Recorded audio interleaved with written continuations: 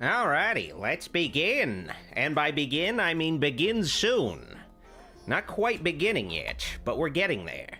We are getting there. Alright. Let's pause the background stream. There we go. Michael Diaz says, Ash and Michael were my first two Nika Toonie terrors. I think maybe they were mine as well. Definitely went for the Michael first, but it was either, actually, maybe Ash was possibly my fourth or fifth one, because I got a lot of Toonie Terror figures. I got the Ash one, I got the Michael, I got Jason, Ghostface, Freddy, Chucky, Tiffany. What else? What do I? Oh yeah, Elvira. I got quite a few. Those are the main ones I wanted though. All right. Okay, looks like we're about to begin. Time to switch to intro. 3, 2, 1.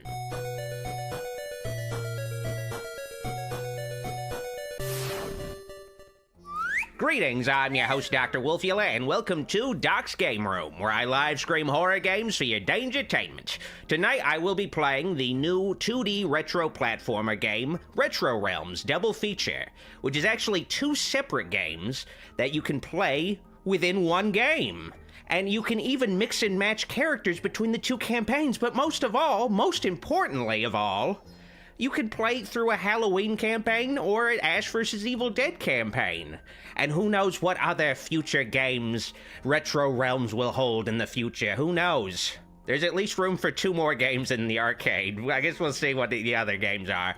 Now, before I begin tonight's game stream, just want to let you guys know I am working on a Thanksgiving review of Blood Rage, a pretty obscure early 80s slasher movie that's pretty fun, pretty interesting. Also, I have recorded my Godzilla -1 review. You can expect to see that pretty soon. And I also have a dog outside that's constantly barking tonight, and I'm hoping Michael Myers kills that dog and eats it, maybe. Please, Michael, please hook me up. Eat that dog. I'd really appreciate it.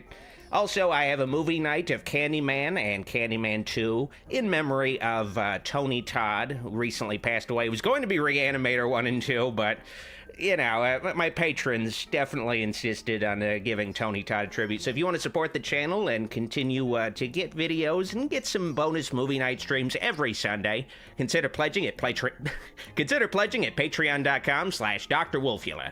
All right, let's begin the game stream. All right, oh shit. All right, let me see, is it popping up? Okay, there it is. Took a moment to pop up. Okay, I got a super chat from John Williams, though. When is the Ben Tramer DLC coming out?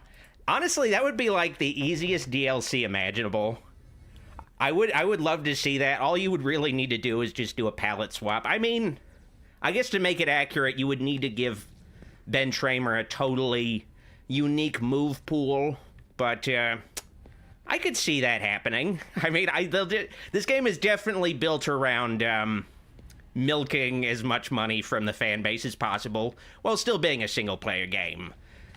Luckily, there's no microtransaction bullshit in this game, even though it's like an arcade. They could have easily done something like that. Thankfully, nothing like that is in there. I just want to show off the arcade before we get into the actual game. You basically have this sort of 80s, somewhat Chuck E. Cheese, kind of Five Nights at Freddy's, sort of 80s typical RetroRealms arcade. There's a museum. Honestly, it's not much of an arcade. The arcade is just this one room. Oh yeah, actually there's room for 4 more games. So who knows? Hopefully it's not just going to be more Evil Dead games and more Halloween games. Hopefully they license the rights to some other horror franchises. But we're going to begin with Halloween, because it's been like 40 years since there's been a Halloween video game, so I might as well play the Halloween game first. We've gotten a shitload of Evil Dead games over the years. Not a shitload recently, but Ash has gotten so many fucking video games, it's crazy. He's like the most video gamed out of all the horror icons out there, I feel like, at least the 80s horror icons, at least. And it just makes sense, because he's like a Chad. He's super cool. He's a power fantasy kind of dude. He's got a sense of humor. Duke Nukem basically ripped off Ash Ash's sense of humor just stole tons of one-liners. Like, it's the perfect character to turn into a video game. He's got a chainsaw hand, a shotgun. It's just perfect. It's harder to adapt somebody like Michael Myers, and this game definitely takes some liberties with Michael Myers' move pool. King Ray has a super chat. It's been a while. Good luck with this game, Doc. It's hard. I have already beaten this game, at least the Halloween part of the game. So here's my completed playthrough. I haven't gotten all the extra unlockables, but I did beat the final boss, and it is fucking hard. I will be starting a new game, though. But if I start to struggle, I will probably switch to my other file where I have maxed out Michael Myers. Attention all personnel. Security breach in all wards. Treat all inmates with extreme caution. Multiple security personnel down. It's interesting that at Smith's Grove, they let Michael Myers just have his jumpsuit and his mask before he even has escaped. Huh. It's interesting. Honestly, this is a cozy place, and it's interesting to see Michael Myers just sleeping. He kind of, doesn't sleep in a cozy sort of way. He sort of sits down. He's got a bed, but he doesn't sleep in the bed for some reason, huh? I guess it'd just be too human of him to sleep in a bed. Might as well take the bed out then. Like, what's the point of the bed? All right, we repeat, multiple security personnel down. Okay, now this is something you can definitely expect to see in a Halloween movie. This fucking thing. So this is the overarching villain across both the Evil Dead and Halloween campaigns. Overlord. The chaos, the violence, soon the depravity of this world will echo that of my nightmare realm. So basically, this is like, I guess, Nightmare, Satan, or whatever. And he tries to hire Michael and Ash to do his bidding or some bullshit. Who cares? I wish they didn't include this, but it felt like they really wanted to insist on connecting the Ash vs. Evil Dead and Halloween campaigns with, like, an overarching villain. And also, like, I guess to give Michael some otherworldly threats he could fight, but whatever. And in the midst of this mayhem, Michael Myers sleeps here, indolent and useless, locked up like a common psychopath. How pathetic. Hey, there's nothing common about Michael Myers. Man, this Michael Myers is really barrel-chested. Alright, I've created countless monsters in realms across time and space, but I see something special within your depraved, evil soul. Fear and chaos empower me, so I've come to offer you a deal. Oh yeah, okay, I'm listening. Alright, let's move this guy over here. Okay. Help me sow hatred and despair as my willing servant, and I shall free you from this wretched cell. Do we have a pact, Myers? Of course, Michael can't fucking say anything. I accept your silence as consent. The covenant is sealed. Man, I wouldn't want to... I don't know. Wouldn't want to go on a date with this guy if silence is consent to him. Dear Lord. In case your feet become as cold as your heart, I need to be sure that you will comply. All right. So, at the end of every level, you get Judith Myers' tombstone. It's kind of interesting. Okay, I've obtained this trophy from your first kill on that Halloween night 15 years ago. The tombstone of your poor sister Judith. Hey, she got what she deserved. Help me bring the nightmare realm to your world, and your sister's tombstone will be returned to you. Oh man, Michael, I need my tombstone! Give it back! Of course, I do not expect you to battle with only your bare hands. So I grant back to you your trusty knife from that fateful night. Still sharp, still thirsty for blood. Hell yeah, knife time. I don't know why he couldn't give me like a more, I don't know, more powerful weapon than just a random, a kitchen knife, but okay. Now a final but very powerful gift to my newest conscript. All right, let's see what we got here. This is a long opening cutscene. Okay, it is but a fraction of the power I shall grant you upon the fulfillment of our pact. Use it to unleash my living nightmares upon this unworthy realm. Now, I really do think with the Nightmare Realm thing, there's a possibility that they will have a Nightmare on Elm Street campaign at some point in the future as a DLC. We'll see. I mean, this whole game is pretty much a DLC. I'll explain the pricing and purchase structure of this game. It's a little interesting, but also maybe kind of convoluted. All right, okay. Go forth and wreak havoc. Paint this world red in my name. All right, sweet. Okay. Lot of tentacles here, huh? Interesting. What a fucking freak. All right. Whoa!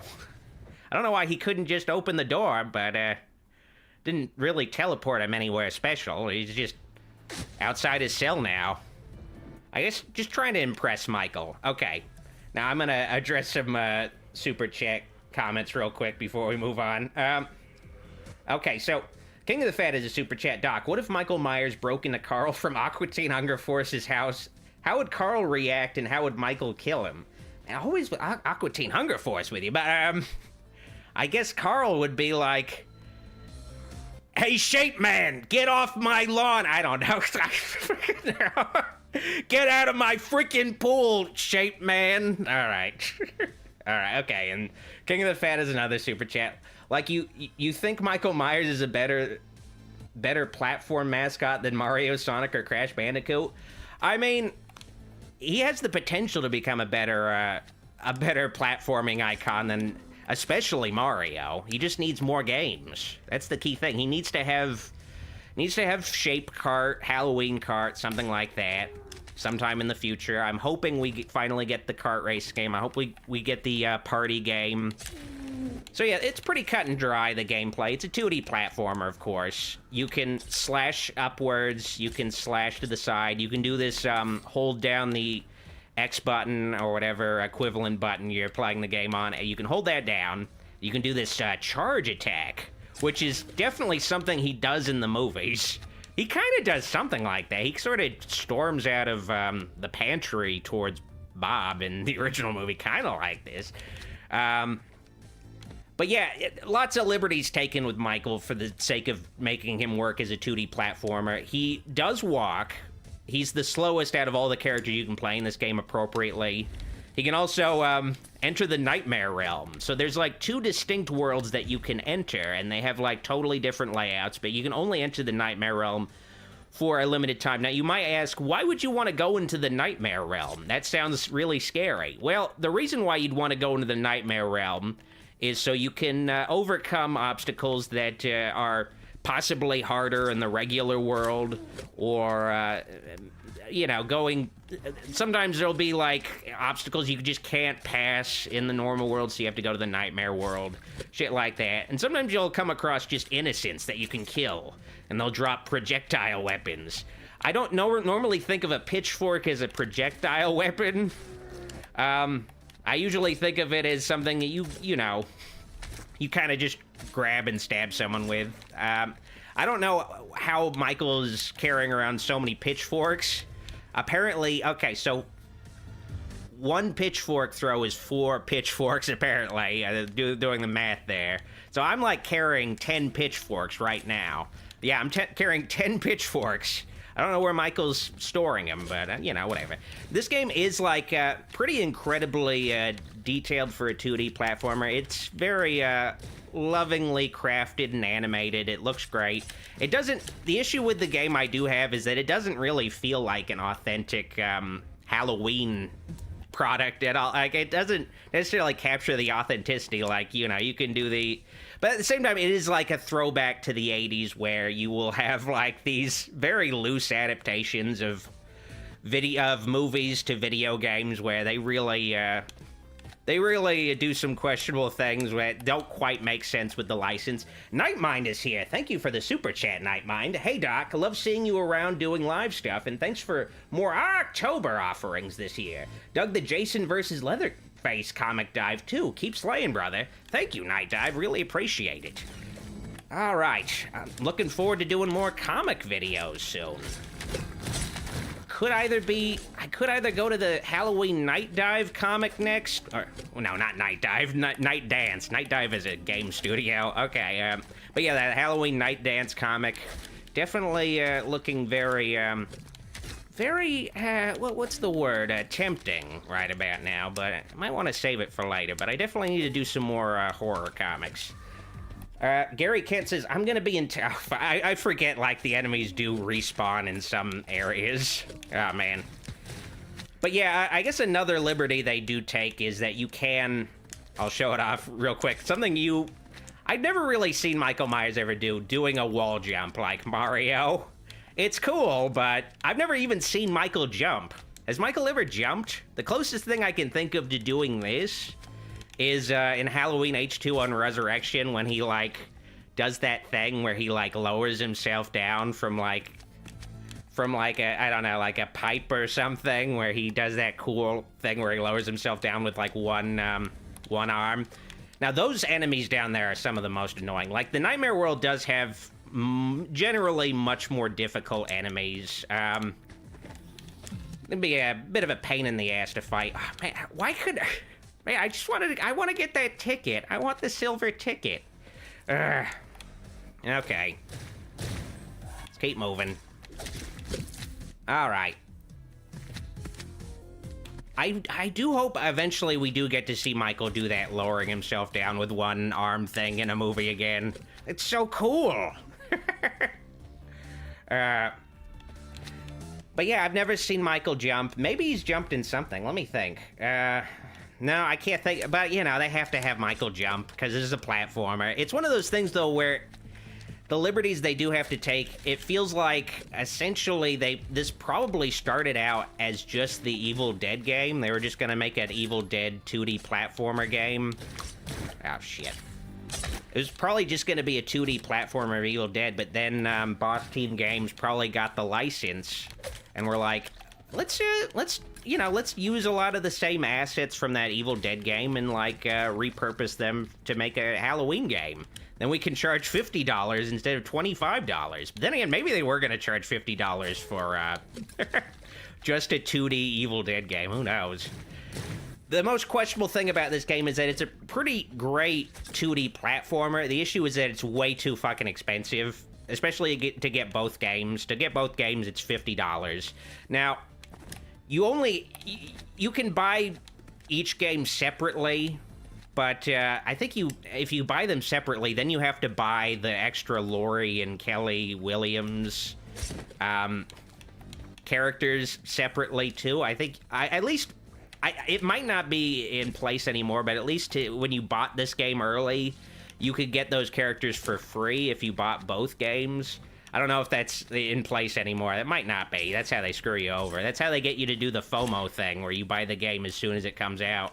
You're like, well, I want to get those extra characters for free. I want to play as Laurie Strode with her knitting needle. That sounds amazing. Like, I gotta. All right. Okay. Oh, wait. I don't know why I called her Kelly Williams. Her name is Kelly Maxwell. I don't know where Williams came from. But yeah, the cool thing about this game, or I guess the both games, is that if you get Laurie, you can play as Laurie in the Evil Dead campaign. You know, you could play as Michael Myers in the Evil Dead campaign. You can play as Ash Williams in the Halloween campaign. You can essentially play eight versions of the two, like, not eight, 4 separate versions of the 2 separate games. They're essentially the same game. The only difference is, you know, it's a Sonic the Hedgehog thing where they'll have, like, slightly different movesets. Now, you can upgrade your Michael Myers. Unfortunately, the upgrades of your characters don't transfer over if you're playing, like, Michael in the Evil Dead campaign. The upgrades you give him in the Halloween campaign don't carry over. I wish that wasn't the case. There's lots of things, like, little things that I wish weren't the case, but they just are, unfortunately. Now, part of me wants to get a health increase, but let's hold off on that for now. Oh yeah, that's another thing, is that a lot of the upgrades you can get are locked off until you reach a certain point in the campaign, unfortunately. Like, damn. Okay, so I have to pretty much choose. Yeah, I'm gonna go with health increase. Let's go with that. Wait, did I? Oh, I don't even have enough. I didn't even notice that. Damn. Okay, never mind. No health increase for me. Xavier DeGod has a super chat. Doc, rate these from least to most hated. Jason Goes to Hell, The Final Friday, Halloween 2 2009, and Nightmare on Elm Street 2010, Texas Chainsaw Massacre 2022. From least to most hated, I guess generally, I see the most hate going towards Nightmare on Elm Street 2010. And then after that, I guess, I don't know, I don't see a lot of people, like, I don't know, passively hating. Like, Texas Chainsaw Massacre 2022 just kind of came out, and everybody sort of forgot about it later. I don't see, like, people, like, bringing it up later like it sucked. So, I feel like, I don't know, the same thing with Jason Goes to Hell. I feel like it has a fan base. It's my least favorite of the series, but it does have its fans. It's sort of hard to really say. Like, I feel like the only one that's really pretty passionately hated to me is the Nightmare on Elm Street remake. I don't see as much hate for the other ones, even though out of that bunch, Texas Chainsaw Massacre 2022 is my least favorite, easily. But I don't see a lot of hate for that one, just because I think people just kind of forgot it exists. Alright, my video, shit. Oh, fuck, I'm dying. Oh, that's another thing, is that if you're not paying attention, you can die very quickly in this game. My video maker has a super chat. Hey, Doc, Goulash said something about sending help to the camp and rescue or some shit. Who cares? Is he on his period? Yeah, I don't know why he's, like, bitching so much. It's, like, a safe camp. Like, people pay a lot of money to go to that camp for a reason. It's safe and it's fun. I mean, I'm not at Camp October right now, but that's just because it's just too much fun for me. I don't want to get all funned out. I'll be going back to Camp October for Thanksgiving break, but I'm gonna take a little break from Camp October for at least tonight. Hopefully they're doing okay. Hopefully they're fine. But I'm sure they're fine. Like, it's a safe camp. Joseph D has a super chat. Thank you, Joseph. Doc, send Goulash to see Crow 2024. Man, I didn't. Part of me considered seeing that new Crow, but I just couldn't bring myself to see it. Like, I just couldn't do it. I couldn't do it. I just couldn't do it. Just looks so shitty. It looks so bland and shitty. They really, it felt like they really were like, the take on the new Crow is, just make him John Wick. But with, like, I guess some powers, I guess. Like, he can't be killed. Just didn't appeal to me.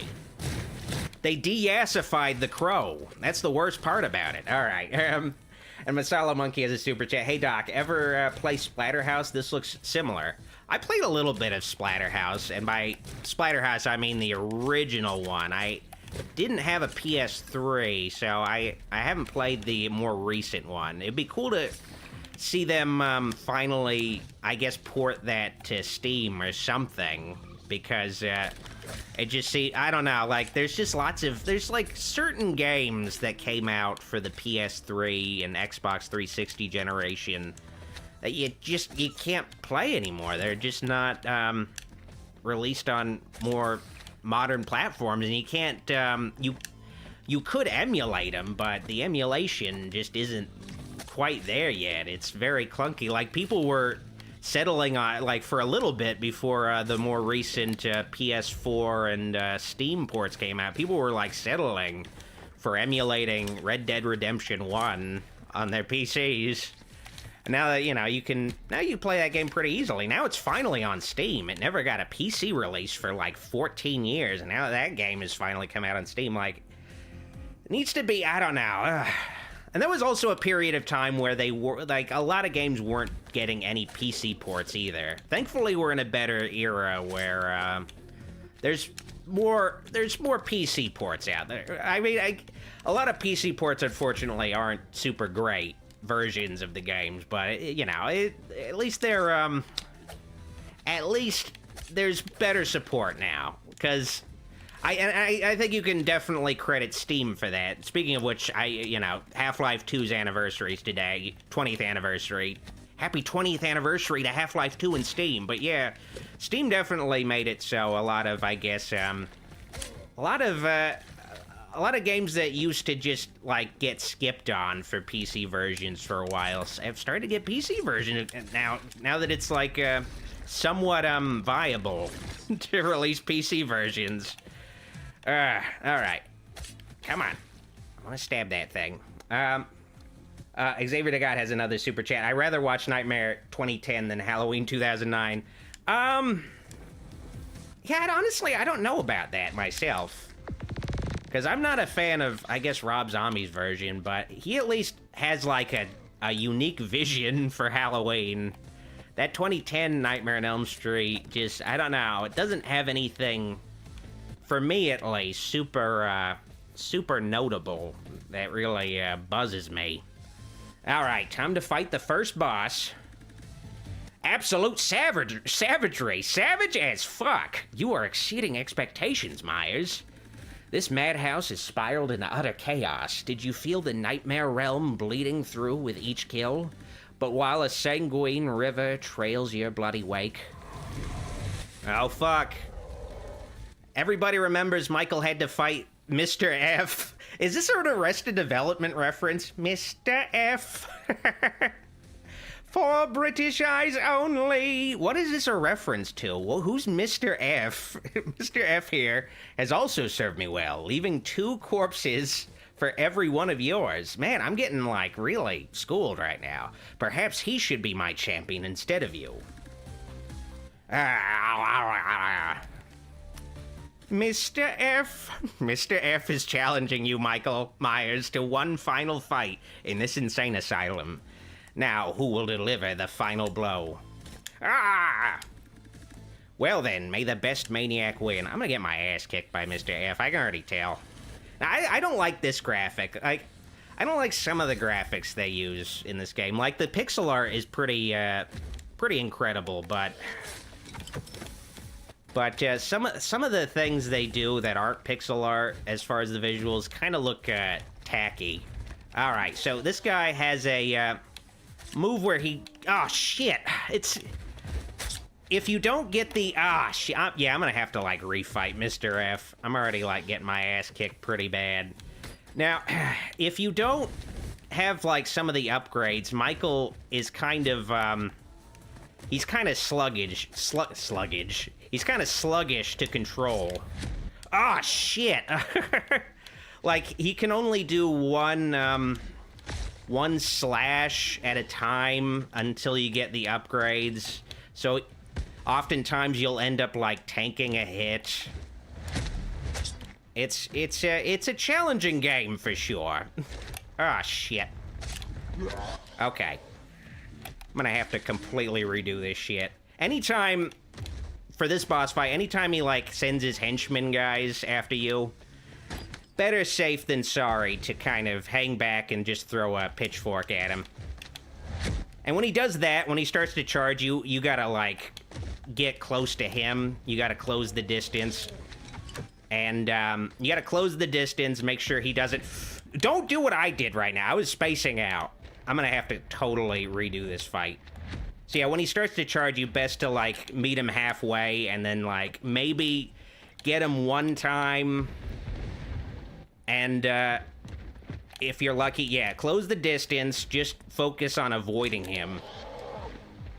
And, oh, shit. Okay, we're gonna be seeing a lot of that. God, okay. Prepare yourselves.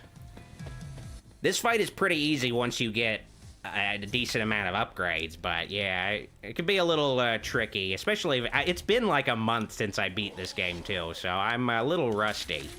All right. As in Rusty Griswold. I'm looking forward to watching some Christmas Vacation soon. It's the holidays are coming up, you know? Okay. Doing a little better. Got some hits on him. All right. Just gotta avoid him. He's pretty simple. He's only got, like, I guess, three distinct attacks, I suppose. Okay. Gotta take care of those guys, and then hit him when I can. Oh, shit. Okay, there we go. Now we're getting into a better groove. We're learning the patterns. It's all about learning patterns. Okay, so is he gonna charge me? No, he's not. Oh, shit. He's gonna throw his grenades. Okay. I guess the key thing is you don't have to go all the way to the side. You could kind of just go sort of more in the middle. Ah, I got hit. Okay. But we're doing okay. Got most of his health down. Getting in a much better, I guess, much better rhythm. God, oh, shit. You piece of shit. You need to fucking die already, dude. Okay, I should be able to just hit him with the pitchfork. God, okay. No. Oh, shit. Oh, shit. Oh, shit. Okay. Oh, man, that was fucking close. Dear Lord. All right. Just barely beat the first boss. Okay, this is gonna get tricky. Well, I think the second boss, it's a little simpler. It's just a matter, the second boss is much more just a matter of learning patterns. Okay. All right, I got a super chat. Let's read it. From Emperor Calebtine, or I should say Emperor Calebtine, thank you for the super chat. What I don't understand is how Mortal Kombat couldn't get the rights to add Michael to recent Mortal Kombat titles, but he's been Dead by Daylight, COD, and fucking Fortnite. But Ghostface drops in Mortal Kombat 1 next week. Yeah, I don't know. I mean, it might just be a case of they don't care about getting the rights to Michael Myers, possibly. I can't really explain that. I would love to have Michael Myers in Mortal Kombat. He would make a little more sense than, I suppose, Ghostface, who is, you know, I guess multiple different people. Like, there is no singular Ghostface. Like, but there's only one Michael Myers. Like, I don't know. It would be more appealing to me, but I don't really know. I mean, I'm not really sure how much, because I don't know. It's something I do think about, like why Michael Myers seems to be so widely licensed, but he's still not in Mortal Kombat when they've been going for Leatherface and Jason and Freddy in the past.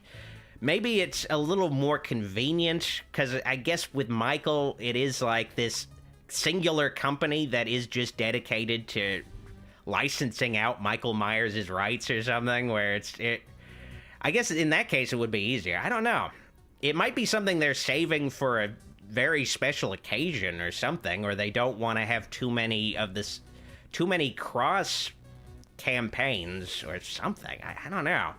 All right, I'm going to give some shout-outs real quick, and then we're going to move on to Phelps Garage Level 2 2.1. All right, be right back. Gonna let pre-recorded me take the reins. It's that time again for me to give thanks and present my monthly Wolfulair shoutouts to the top-tier supporters on Patreon and my YouTube channel memberships. Links to all these folks are in the description. Subscribe to Rio Bill Clips today. He has a brand new short film up on his channel offering his own vision on the Frankenstein mythos. Give it a watch ASAP. The Field of Screams podcast has a new video where they rank all of the Nightmare on Elm Street films. Check that video out on YouTube or listen to the episode wherever you get your podcasts. Give Field of Screams a subscribe today. I want to give a shout out to Captain Mayenstein's YouTube channel. He's a horror host like me who reviews scary movies. Subscribe to him today. Next, I'm going to have to suggest that you subscribe to Rockland Graves Productions. He's about to reach 70,000 subscribers soon and is fast approaching 100,000, so give his horror channel a follow today. Trevor Seance wanted to give me thanks for inspiring his YouTube channel, The Hollow Seance, where Trevor has been sharing his highlights from trips to Universal's Halloween Horror Nights. Give The Hollow Seance a subscribe today. Thanks for the support, Trevor. It's that time again for me to give thanks... Wait. All right, thanks pre-recorded me for making it possible for me to take a leak while live. All right, let's move on to Phelps Garage.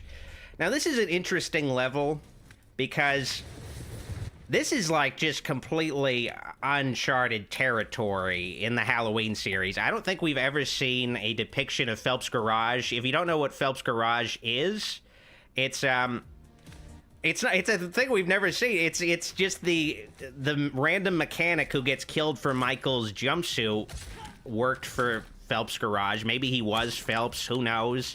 But we don't get to see what Phelps Garage is.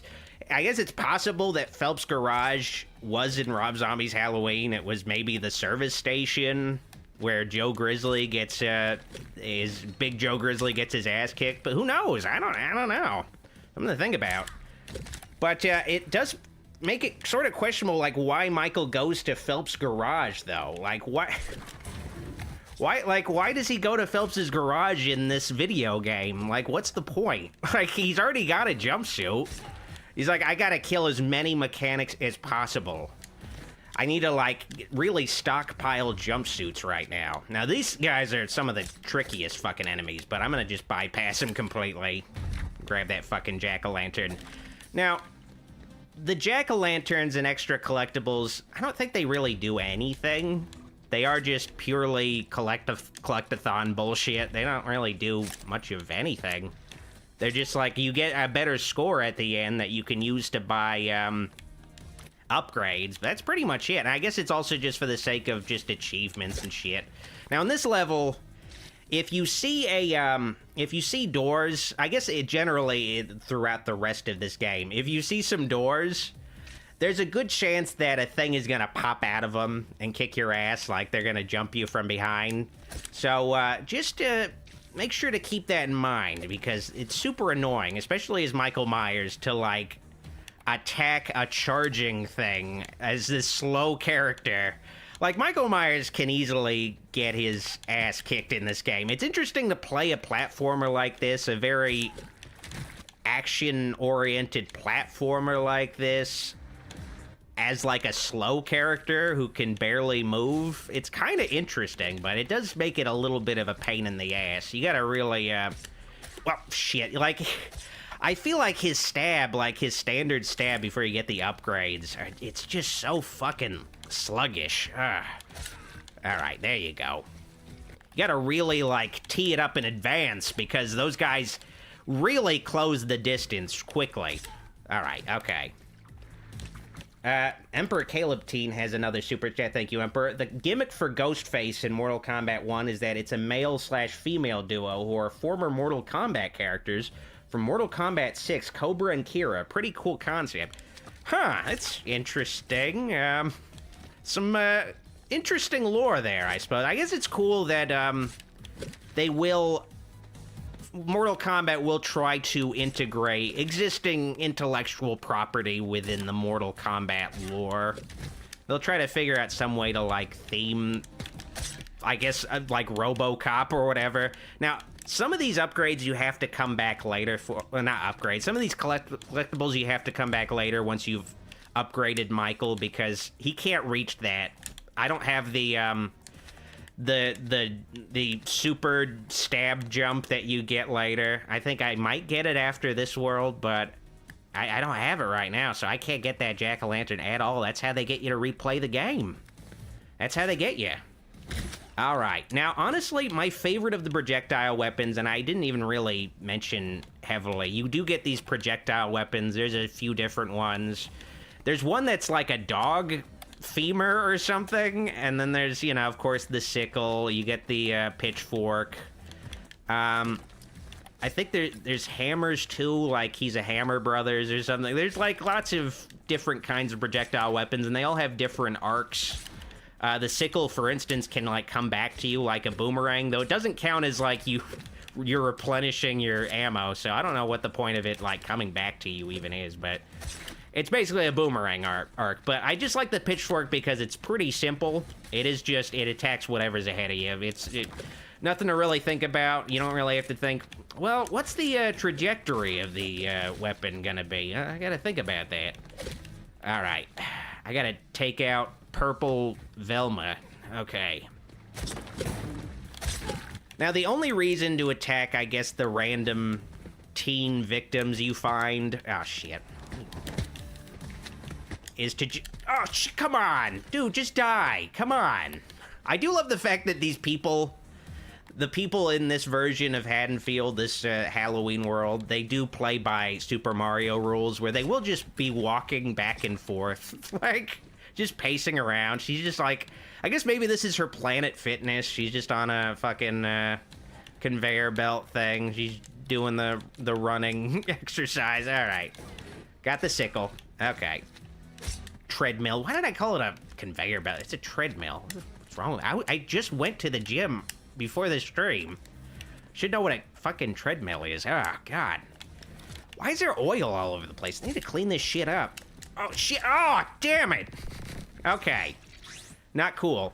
And something I also should mention is this game is somewhat forgiving as a platformer game, where if you fall into a pit, you will, like, just spawn in, like, wherever it's safe, which sometimes can be a very inconvenient place, but you'll spawn in, but you will lose, like, 1 health point.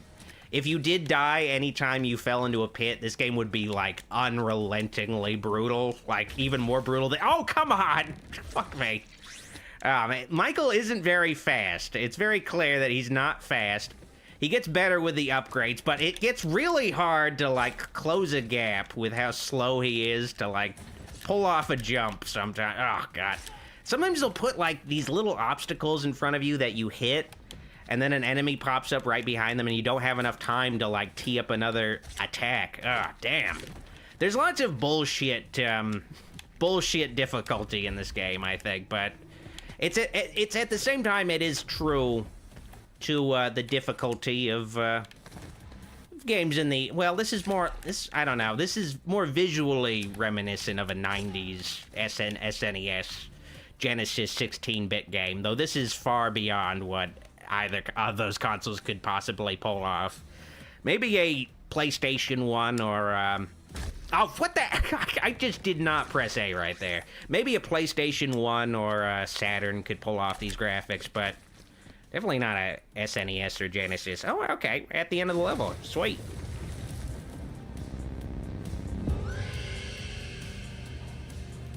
All right, level complete. Hell yeah. Okay, let's see what we got here. All right, sweet. Hopefully we have enough to upgrade. Please. Health increase. Okay, I could do that, or I could get the Darkness Slam. Myers crushes the ground and anything between him and it with terrifying force. I don't remember Michael Myers ever doing that. The Darkness Spin. This is when he twirls around. Don't remember him ever doing that. Combo 2. This is something I hate. You have to wait until you get to past the third, basically more than halfway through the game, to be able to, like, strike twice in a row with your knife. Like, come on. Let's just, come on. Seriously? All right, let's just go with health increase. Whatever. You gotta wait, like, you gotta, like, be basically almost finished with the game before you get, like, the worthwhile upgrades.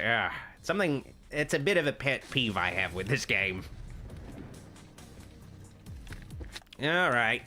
Eventually I'll get the slam, but let's get past the second boss first. Now, these guys will, oh shit, that arc is terrible. Those guys will throw some jar of whatever. Oh god, I hate touch damage. I'm glad you only really see touch damage in, like, throwback games, because it's bullshit. Like, I touched a guy and it hurt me? Come on, get real. But, sometimes there'll be these enemies that I guess throw, like, chemicals at you or Molotov cocktails, and the fire or chemicals or whatever will linger around for a while. Like, so you'll see that cloud of smoke right there, and that's a sign that you can still get damaged by that thing. You might have dodged the jar being thrown, but you might not dodge the residual chemicals that get left behind. All right. Oh yeah, guess what? I'm not gonna let you get me. I'm gonna get you first. Come back over here. Yeah, fuck you. Something I also didn't mention yet is oh wait, okay, is that Michael Myers can do this thing where he ducks and then he can, like, phase through enemies. And when you're in this mode, you are essentially invincible. And believe me, I use this to my benefit in, like, the final boss, because I really just spam the hell out of this. Like, anytime like for instance, like, yeah, I dodged that guy completely, and it's something I probably should have been doing. I should have been thinking smarter, not harder, but whatever. It's very useful ability, and I just haven't been using it. Oh, fuck, I was like, I'm gonna use it right there, but no, on some platforms, if you hold down and press A, then you'll jump through the platform. It doesn't give you a good idea of what platforms do that, unfortunately. You kind of just have to, like, find out. Which is, you know, unfortunately the case with sort of retro-style game. You just kind of have to find out what you can and can't do. All right. Man, they're just, like, throwing barrels of... What is it? Throwing propane tanks. It's just so wasteful. Hopefully Hank Hill doesn't fucking see this. Thank you for the super chat, Jurassic Reptile. Oh, shit, okay. Alright.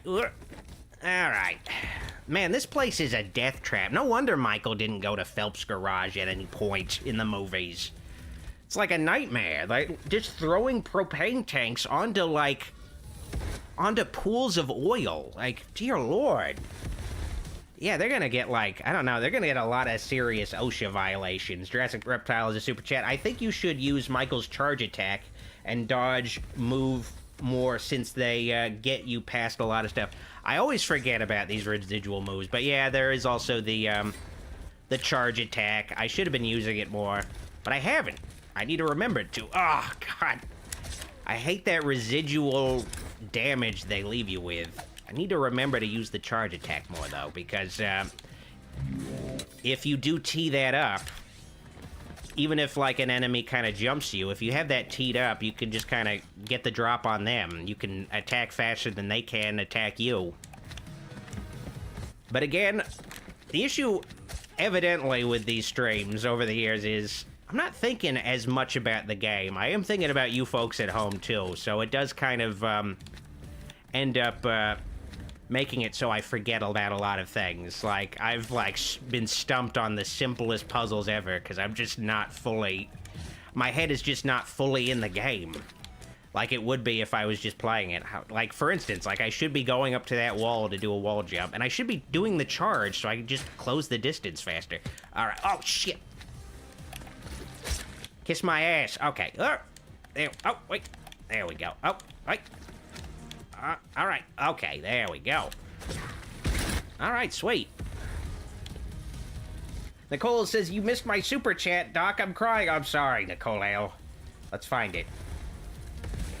Okay. Nicole L asks, is the dog still being annoying? Let me hear... I don't hear the dog anymore. I'm thinking the neighbors brought the dog in, thankfully. Though now, I think some neighbors are vacuuming, so, there's still some noise, but it's different kind of noise, and I don't think it'll be, as, lingering of a noise, but there's still some noise. Alright. I wonder if... Like I was about to say, I wonder if the green hypodermic needles are a Reanimator reference, and, I realize, you know, maybe not. It's fun to think about it, but probably not. But, you know, maybe it's a hint that they might be making a Reanimator RetroRealms game. Okay, I thought that was where I had to go. I guess not. Where am I going, then? Wait, oh, shit. Oh, man, Yeah, you can very easily lose track of how much damage... Okay, I think I'm going up that way. Let's make that happen. Yeah, I'm going this way. Hopefully I'm near a checkpoint, or I get some health soon. Okay, oh, shit. Nope. Something we're gonna find out pretty soon is that this game is, you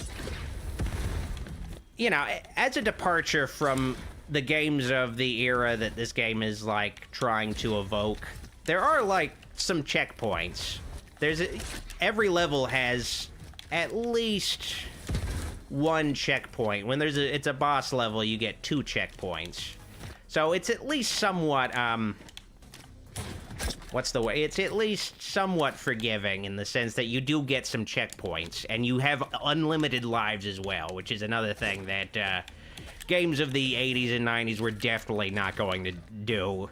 They were still going to pretend like, you're pumping quarters into a machine when you bought a game. Like, something that, you know, thankfully there are unlimited lives too, so even if you're struggling on a challenge or something, you can just keep doing it until you get it right. You don't have to worry about having to start the whole game over again, but, the checkpoints can be pretty far between, unfortunately. All right, I think in the background, I think I see Latka Gravis from Taxi in the background. Myers, congratulations first for your work at the Sanitarium. And now fate has brought you to this humble chop shop. Hazard a guess as to why? Michael's just like, huh? Are you talking to me? What are you... You are meant to slay the owner just so you can steal his coveralls. I already have his coveralls. Since you've killed most of his workforce, one can only hope that he's already brought an ad in the classified. He's already bought an ad in the classifieds. Man, look at this fucking Chad, Phelps Jr. The only thing I've bought is a day one... Anyway, the only thing I bought is a one-way ticket to send this psycho back to hell. So... This is a... Right on cue, Mr. Phelps. Now, Myers, you can slay this fool and fulfill your destiny, but that would not be much of a challenge for you. Therefore, I bestow on poor Mr. Phelps one unfair advantage that only my nightmare realm could have invented. So is this guy on my side or what? Come on. What the hell is this? Some kind of demonic mechanical earth mover? Screw it. I ain't the type to look a gift horse in the mouth. This is definitely taking some liberties with the just random schmo mechanic that Michael stabbed in the original Halloween. We just didn't even see off camera. I like to think, though, Michael did fight this guy inside, like, a giant earth mover machine. It was just too cool to ever show in the movie, though. You murdered all my men, Myers. Now get off my property and give me that uniform back. I already had the uniform when I escaped the sanitarium. What are you talking about, dude? All right, let's do this.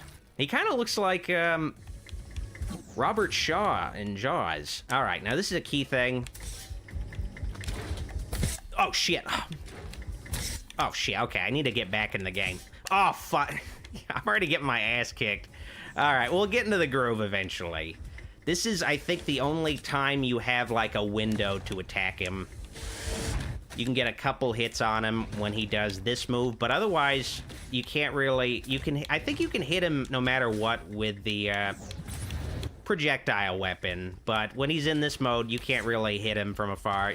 When he does this, the drill attack, you either jump or duck. It's pretty simple. This is a pretty simple boss fight. He doesn't do a lot of crazy shit. It's just I don't know if you can really... I don't know. Okay, maybe I could do the duck thing when he does that. Alright. But yeah, you gotta, like, just hit him a couple times here. I guess just once. You only have a window for one hit. Maybe you could get 2 hits in. I'm not gonna risk it. I'm probably gonna have to, like, redo this boss fight in a bit. I'm probably gonna get my ass kicked. But who knows? Maybe I could survive and beat him in one go, but who knows?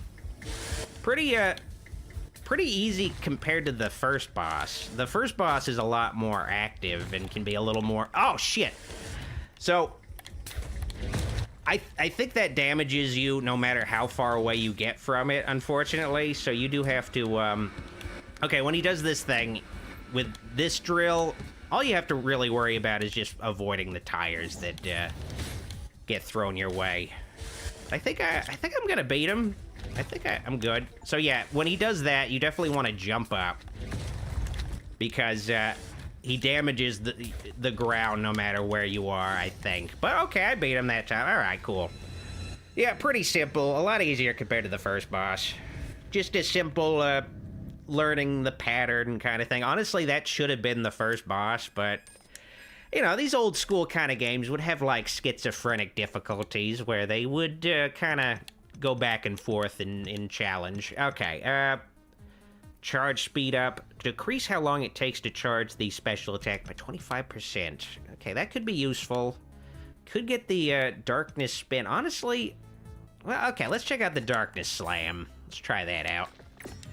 Okay, time to head to Haddonfield now. Probably the only really familiar aspect of this game is the Haddonfield, because like they take a lot of liberties, but this is a decent recreation in 2D of the original film's Haddonfield at night. I kind of maybe they could have spent more time having like an extra couple levels with Haddonfield during the day. I don't know, maybe you could... They do have a cemetery level, but it's at night.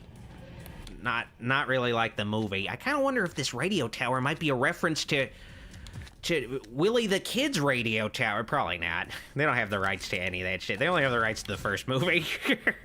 But who knows? Maybe there's some subtle nods to other films in the franchise. Probably not, though. Probably not. All right. Okay, sweet. I got the dog femur or whatever the fuck that weapon is.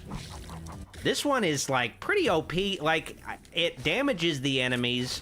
Well, actually, I It damages some enemies, but most of the time it just stuns them for a limited time. All right, a lot of fucking outhouses in this Haddonfield suburb. It's just kind of gross. I wouldn't want to live here. No way. All right.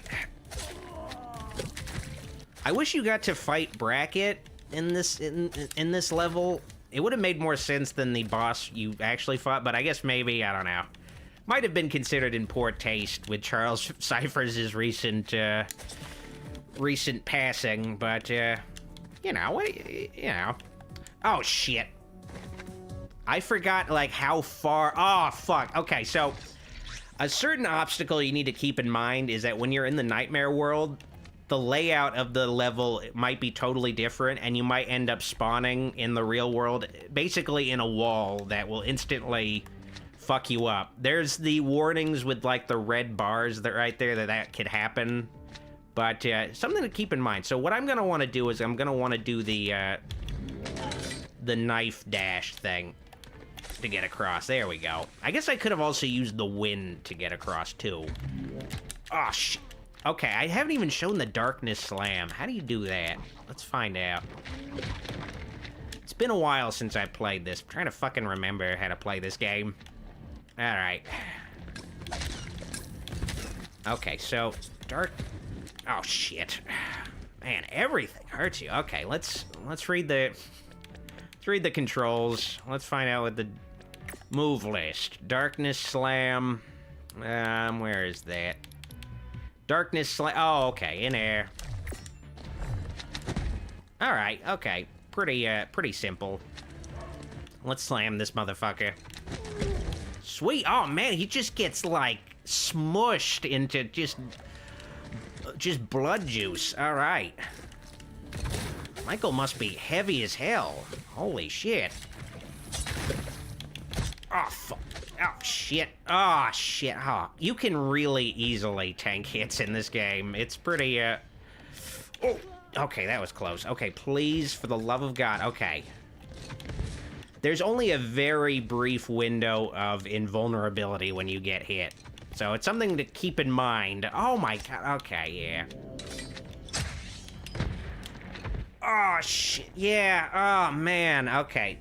And yeah, here's an example of the checkpoint system in this game. There's not much of one. There is one, but I have to start pretty much from the beginning of the, well, actually from the beginning of the level in this case.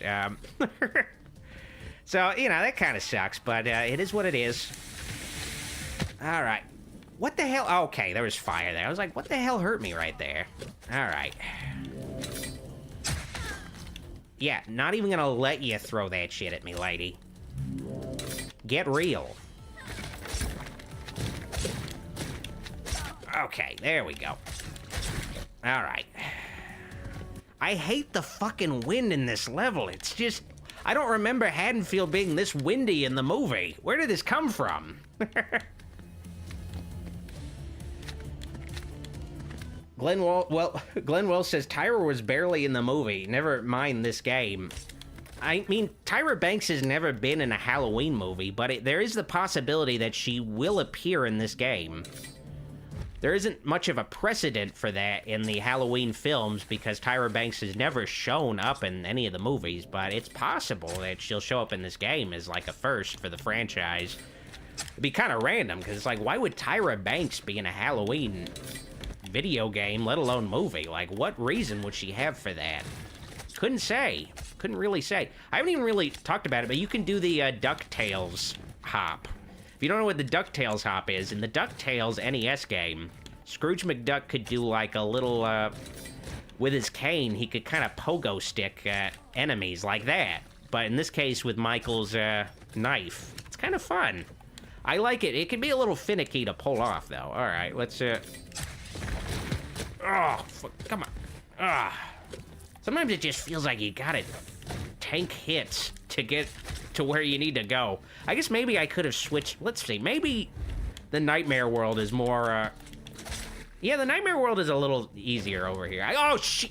Except for that fucking guy. Ah, fuck that dude. Ah. All right, let's go back to the normal world. Try to get healed. Try to get to the fucking checkpoint, most of all. Like, dear Lord. Come on. Oh, shit, I forgot there's fucking wind. Just die. Yeah, die. Okay. Oh, fuck. Okay. I don't want to fuck with that guy. All right.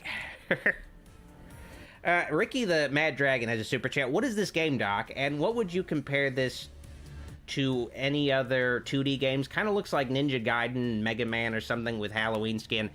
This is the new RetroRealms game double feature that features a campaign based on the Halloween franchise and a campaign based on Evil Dead. And you can play as Ash in the Halloween campaign or in the Evil Dead campaign, vice versa with Michael. It's an interesting concept. It's basically... It kind of has lots of influences across the board. This was developed by Way Forward, who did the Shantae games, but they also did the remaster of DuckTales, the remaster of the NES DuckTales game from a decade ago. They've done a lot. They mostly do 2D games. I have heard they're attempting to make a 3D Shantae game. I guess if you don't know what the Shantae game series, you've probably seen it. It's like that anime-style game about the genie who can, like, change form. It's 2D.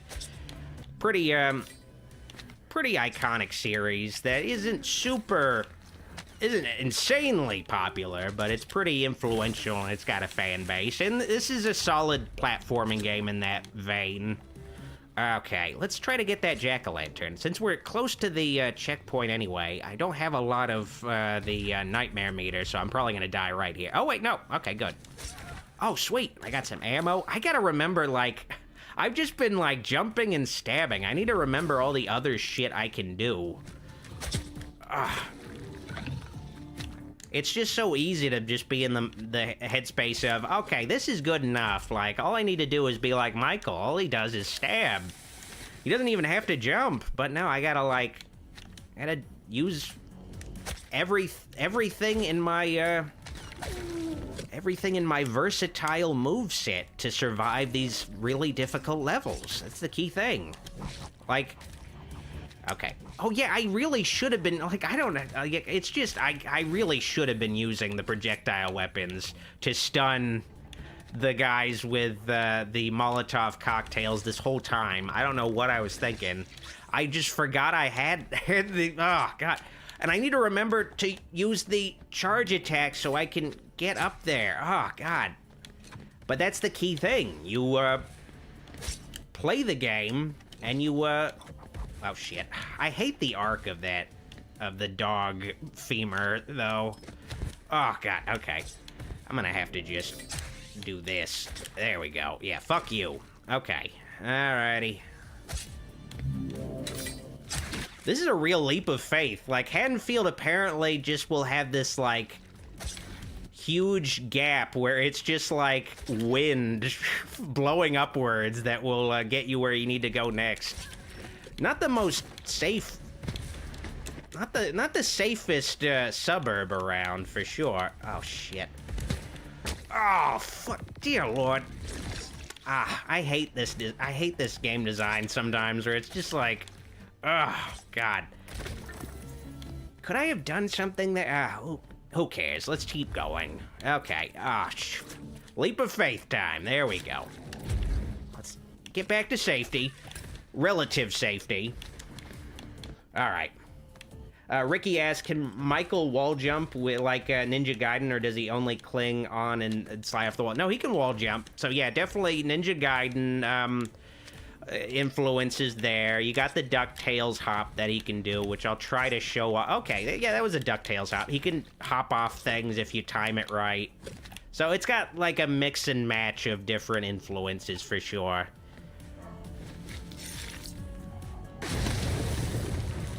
I feel like the Nightmare world does make the game somewhat interesting and innovative. It's sort of like the Dark World in Zelda, kind of.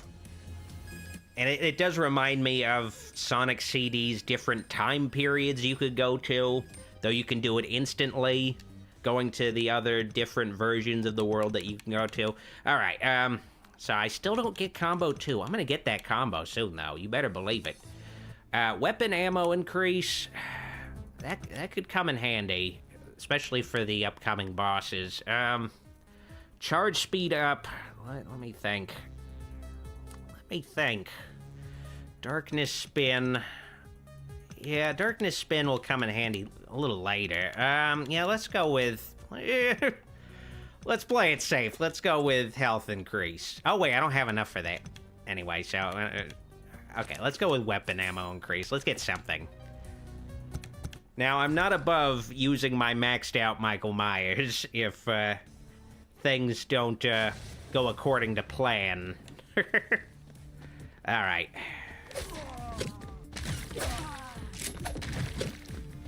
Because I guess the interesting thing is, this game is hard. There's no different difficulty settings, but technically the upgrade system is choosing a different difficulty. The only difference between that and a normal difficulty system is you have to grind in order to access the easier difficulties, I guess, essentially. So you can just grind through the levels and, like, build up points if the game's getting too hard. You can go to, like, the first level, which doesn't even have a boss, and you could just grind points there and max out your Michael Myers that way and just have an easier time with the rest of the game. They'll take a lot longer to do something like that, but it's also an opportunity to collect some of the extra shit. Okay, actually, let's see if I can get to that. No. Man, I really want the Darkness Rising attack. It's gonna come in handy later. Oh, wait, maybe I can reach it by going to the Nightmare World. Maybe there's something cool here. Nope, nothing cool here. All right, let's get out of here before that... Oh, God. I don't even want to think about what that thing's supposed to be. Black Gift asks, have you ever played the retro NES style Haunted Halloween 85 or 86? I can't say that I have. I played, you know, the old official Nightmare on Elm Street and Friday the 13th NES games, of course. I think that's one of the first things you want to emulate when you get into emulators. You're like, let's play these shitty horror games. Let's see what a Friday the 13th game can be like. Oh, this sucks. See what a Nightmare on Elm Street game can be like. Oh, you know, this fucking sucks. Wow. Something I haven't even commented on is the level I'm in right now. It's a lot spookier than the movie. Like, it really feels like I'm in an... I don't know. Like, I'm genuinely in, like, a really bad part of Haddonfield. Oh, man. Really stormy. All right, let's, yeah, I want to keep that. No, I want to keep the... That's something I hate, is that, you can only carry one type of projectile weapon at once, and you'll often, like, drop the other one and pick it up immediately after. Like, there has to be, like, better things, like, better systems they could have gone with than that, but whatever. Look at me floating around. Just like the movie. Just like the movie. All right. Now, I kind of wonder if this is a reference to Christine. Maybe, possibly. Yeah, I mean, yeah, it looks like Christine. It looks like it could be a Plymouth. Who knows, though?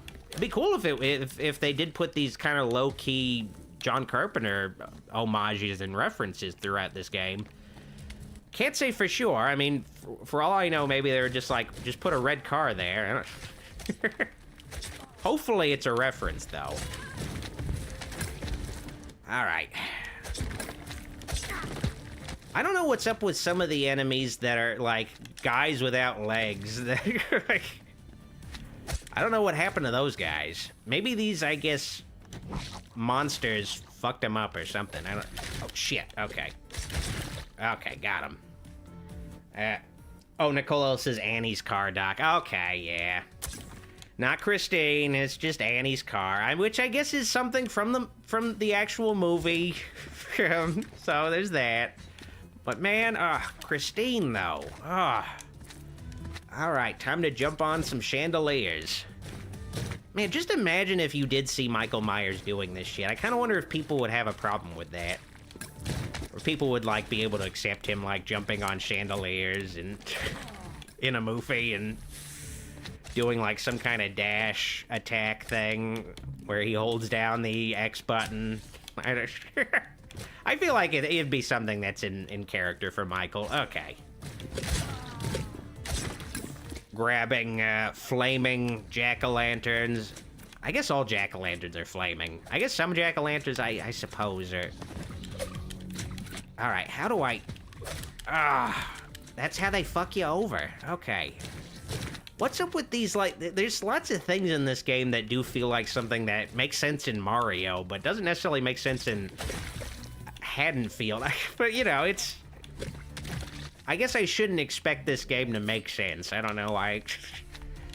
They're like, yeah, this isn't gonna be a Halloween game that's like gonna be super organic to what the franchise is actually like.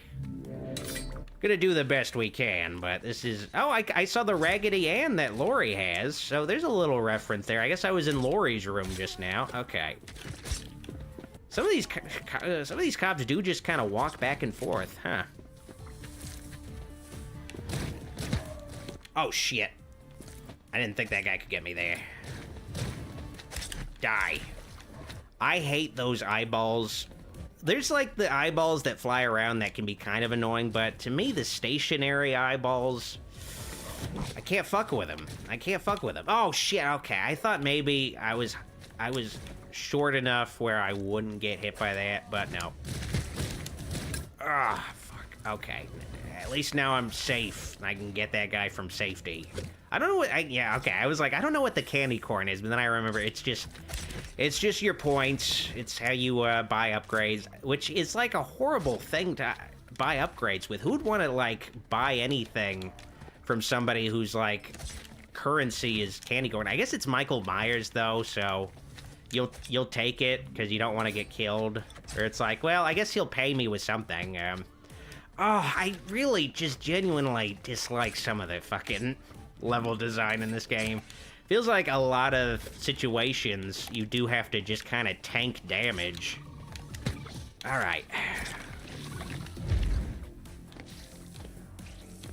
All right, gotta avoid the monster blood. All right, okay. Okay, there we go. Let's see what's over here. Oh, yeah, oh, great. I was like, okay, I gotta attack that guy. Nope, don't want to do that. Because, oh, of course, God. Oh, they don't give you a ton of time to, like, get over to those Molotov cocktail guys before they start throwing the next round. All right, let's get out of here. Okay, that was a close one.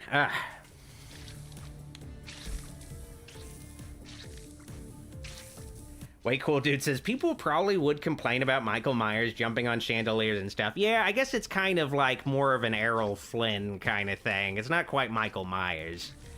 Okay, it seems like I'm okay. All right, it's kind of hard to like, I'm kind of technically touching the toxic sludge right here, but it's kind of hard to gauge like where you're safe between them. Cause like it felt like I was about as close as I was before, but I guess not. All right.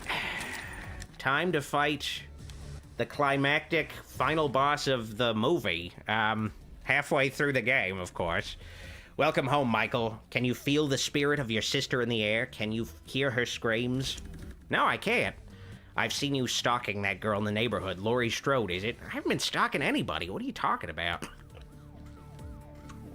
Okay, I'm like paying a little closer attention to Overlord's design.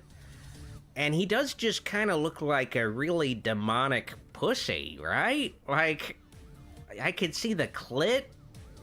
It's got, I mean, there's like some flourishes, like eyeballs and skeletal arms and shit, but I don't know, like the center of him really looks like, I don't know, I don't really like this design at all. I don't know what's up with his face. It's just like a hole, but with this fleshy sort of scarf coming out of the flesh hood. I don't know.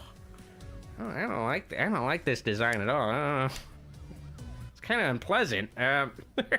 Does she remind you of your sister? Is that what draws you here? Speaking of dear dead Judith, I think I'll see how she's doing without her precious headstone. Your parents paid so much for it. I wonder if she knows it's missing. Hey, I probably don't know. I mean, Michael's parents, who knows what happened to him? Okay, Sam Loomis? Like, I feel like Lumis could have been the overarching villain of Michael's campaign or something instead of Overlord, but yeah, this is like the first and last time we're gonna see Dr. Lumis at all in this game. Michael, break free of your past. Laurie is not your sister. You don't have to continue this madness. Now, of course, someone playing this, especially someone paying $25 to $50 for this game, is gonna know who Dr. Lumis is. But in this game, it still is kind of awkward how they just kind of drop him in without any real context. I know who Dr. Lumis is, of course, but it's sort of strange that they aren't like, yeah, this is Michael's psychiatrist, just to let you know in case, for whatever reason, you don't know who he is. And this is Laurie Strode, you know, Jamie Lee Curtis, in case you don't know, like, they just don't really have a lot of context. But I guess it's like what it was like back in these old days when these kind of games came out. They weren't really all that worried about giving you ton of context. The context would be in a manual, though this game does not come with a manual. Maybe the physical special edition comes with like a manual or something, but I don't know. Dr. Lumis, is this the boogeyman? As a matter of fact, it is. Oh, that's the line from the movie. There's nothing human left inside of Michael Myers. No conscience, no reason, no understanding of life or death, right or wrong. I failed to get through to you at Smith's Grove, but I won't fail Laurie now. Does he really think I'm his sister? They kind of play around with Michael, I guess, thinking Laurie is his sister Judith. They kind of play around with that sort of for the sake of the... Oh, shit. Oh, shit. Okay, yeah. Okay, I'm gonna need to really remember how to do this fight, but it's pretty simple. They take turns attacking you. Laurie throws like an ice shuriken at you. While she kind of prepares that, Dr. Loom... Oh, shit, yeah. I'm gonna need to do this a couple times just to remember how this fight goes. But basically, they share the same health bar. You basically take turns. You gotta avoid Dr. Lumis throwing Molotov cocktails, of course. And Laurie's more versatile ice shurikens. Like the movie, Laurie has ice shurikens. We all remember her ice shurikens.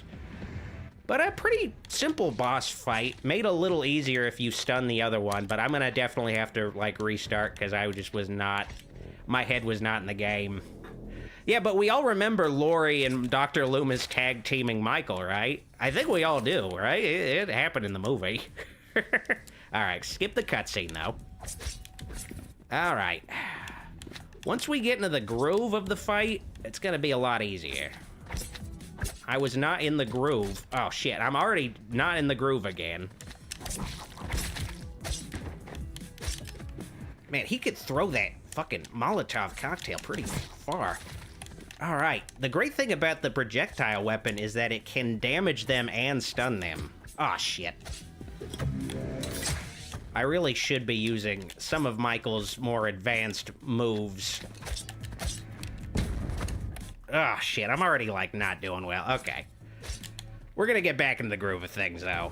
Once I, really refamiliarize myself with the, patterns, things will go better. Oh, shit. Oh, fuck. Okay, that was close. Oh, shit. Okay, I'm gonna have to redo this again. Damn it. We'll get back into the groove. Yeah, I died. Okay. We're gonna get through this part, though. By God, we're gonna get through this part. I just have to fucking get in the right headspace. Spawn Al Simmons says, hey, Dr. Wolfula, good to see you. What is your thoughts on Jason Voorhees on WB Multiverses? I guess it's cool that, I guess Jason Voorhees is in, like, a sort of Super Smash Brothers clone. It's cool that, you know, he's in essentially a kid's game. Or he's, I don't know, it is kind of strange, but, I don't know, I played a little bit of Multiverses, but it didn't really, I don't know, it didn't really appeal to me, and it feels like it should have appealed to me, but I don't know, Warner Brothers has some of my favorite, characters, so it feels like I should have definitely, loved, oh, fuck, I hate it when he does shit I don't want him to do. I don't want him to climb up there. All right, stunned him before he could throw his Molotov cocktail. Hell yeah. All right. Stunned her before she could throw her next round of attacks. Sweet. Okay, we're getting into the groove of things. Okay, yeah, okay, we're doing a lot better this time around. Oh, sweet. Okay, I had to tank that attack, but we'll... Oh, shit, I should have did the shadow dodge thing. Oh, fuck. Damn it. Oh, fuck. Damn it. Okay. Just making her tank hits.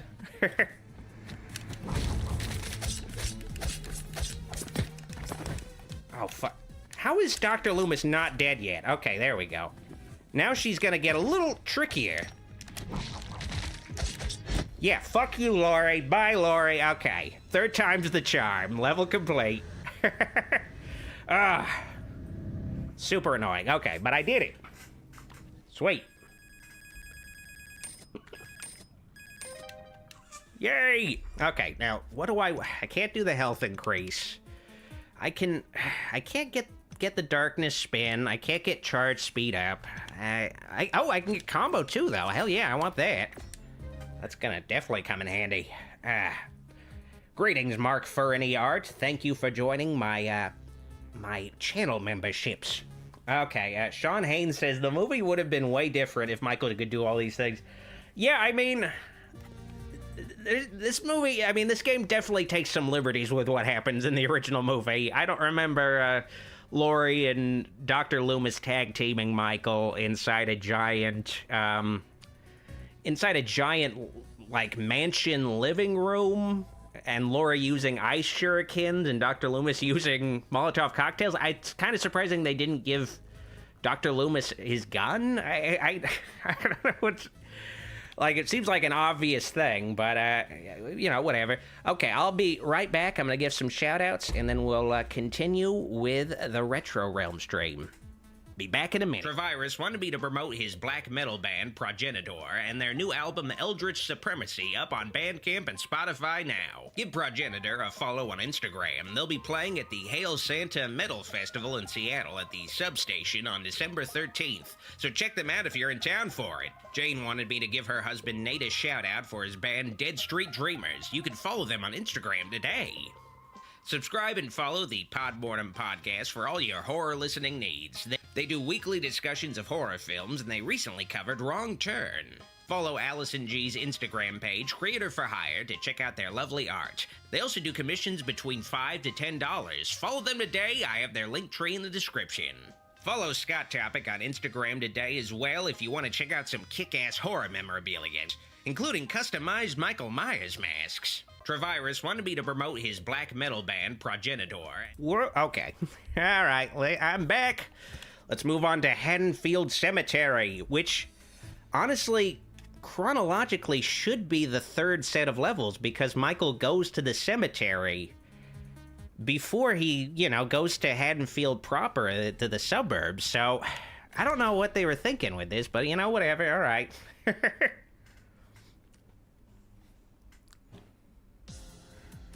All right, here we go. Now, yeah, of course, already some more liberties, like zombified homeless men. Oh, no. We all remember... Actually, that could be Michael Myers from Rob Zombie's Halloween 2, actually. Who knows? Lots of zombified... Okay, now these enemies right over here are really annoying. The slugs. Now, the standard slugs are pretty simple to fight, but these green slugs leave some residual toxic sludge that have a bit of an arc and they can damage you. So you definitely keep an eye out for that. They can be kind of annoying. Especially if you forget that... oh shit, I missed out on a chance for a projectile. Damn it. Something I do wish this game had was an option to restart from a checkpoint. It's definitely missing that, because sometimes you'll fuck up, but you don't want to... you know, you don't necessarily want to have to restart the level or just kill yourself to do better. Like, so it'd be nice to have like a restart just to kind of, I don't know. Damn it. If you start off on the wrong foot, you can just, well, correct yourself really quickly. Oh, fuck. Oh my god, there was like a slug on top of that guy too, dear lord. I'm getting my ass kicked left and right. And of course there's also charging hobos. Oh shit, okay, yeah. Yeah, this level's hard. It's probably for the best that it wasn't level 3, or I guess I should say level 3-1. I love how they do have the Super Mario naming conventions for levels. Level 3-1, level 3-2. All right, okay. Sean Haynes asks, who would be the boss now if you beat Laurie and Lumis? Some really disappointing bosses. I'll say that much. I don't want to spoil it too much, but definitely the game taking some more liberties in order to create enemy. Oh god, there's just nowhere I could have gone without getting hit right there. Ugh. Oh, that's just something that really irritates me about this game, is that you just have to take damage a lot of the time. Like, you have to just, like, accept it. Oh, shit. Okay, I don't want to be in the Nightmare World, because that, honestly, that one enemy, the big, bulky Nightmare World enemy, he kind of looks like that one guy from, that Klasky Chupo show, Real Monsters. The one guy who... Oh, shit. The one guy who doesn't have his own eye. He holds his eyes up above his body. Really freakish. Like, just disgusting to look at. Oh, God. He's just like a naked guy who holds up eyeballs. Like, a naked guy with no genitals. It's honestly kind of disgusting to think about it. Oh, shit. Damn it. Okay, I need to start using the Nightmare Slam, whatever the fuck this, Darkness Slam. Oh, fuck. But, you know, if I'm struggling now, I do know I played through this game already and I beat it. I know, like, the last levels become even more chaotic, so... Gotta prepare myself. Alright. Alrighty, let's get there. Adrian Phillips says, keep an eye out for cow! I wish the cow was an enemy in this, but they didn't have the rights for the cow, unfortunately. Oh, shit.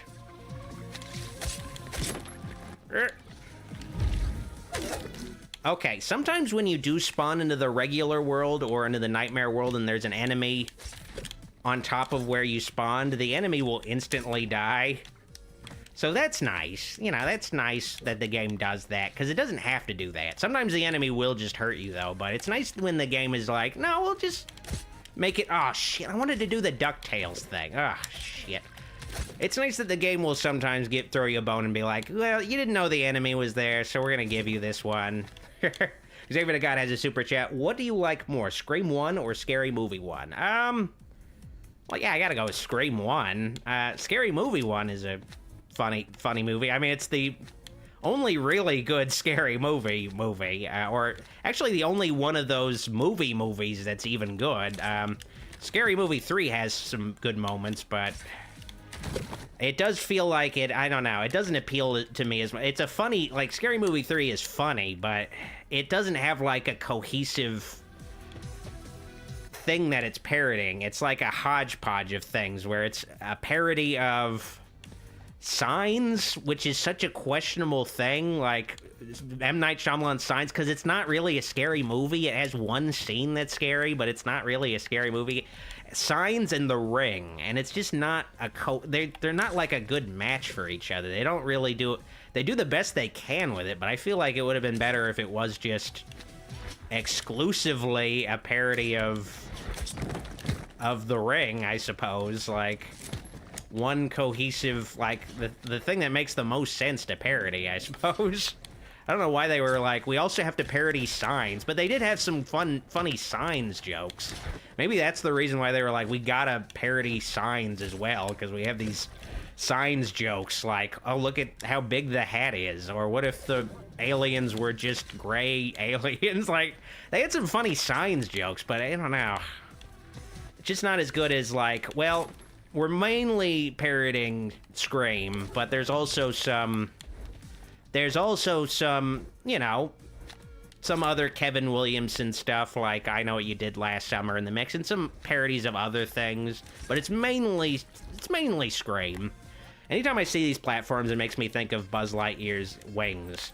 And I will say, something that always bothered me about Buzz Lightyear's wings when you get him as a toy is that the wings are usually really small, and they can't really retract like they can in the movie. They have, like, this crappy...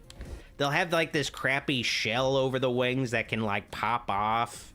And you, like, I don't know, it's not as cool as the movie. And I also had problems with, like, the Woody, like, the real-life Woody and Buzz Lightyear toys, because... Oh, shit, those bug ones can, like, confuse you and, like, reverse your controls. I hate those fucking things. But, like, I always hated... What I hated about the real-life Buzz Lightyear and Woody toys is that they weren't, like, the same size as they were in the movie. Like, they're really oversized in real life compared to the movie. In the movie, they're, like, much more... They're a lot smaller. In real life, they're, like, huge. Like, they're just gigantic. Like, to a... I don't know, like... They look pretty small inside a child's hands, but the real-life equivalent is always just, like, huge. Like, I really would love, like, a one-to-one recreation of Woody and Buzz Lightyear as toys that are the correct size. Ugh. Okay. I don't know why I went on that tangent just based on a fucking, platform that looks like Buzz Lightyear's wings, but something to talk about. Okay. Yeah, this is something straight out of a Mario game. Dear Lord. It's like I'm at Bowser's Castle. So all the fucking flame balls, dear Lord. Groovy says, pissing out the finger was the only joke I remember from Scary Movie 3. Scary Movie 3 also had the funny joke where, the guy, he pumps a shovel like it's a shotgun, and like a shotgun shell comes out of the shovel. Really funny joke. Not necessarily, like, worth it to parody Signs, but, you know, it's a funny joke, though. Alright, level done. Hell yeah. Hell to the yeah. Scary Movie 2 has some funny moments, but it's just a hodgepodge clusterfuck. Like, it's only really great to watch it for Chris Elliott's butler character with his fucked up hand, and, of course, Tim Curry. But it's just, I don't know, like, Scary Movie 2 feels like there just isn't really even much of an overarching narrative. It's just a series of bits.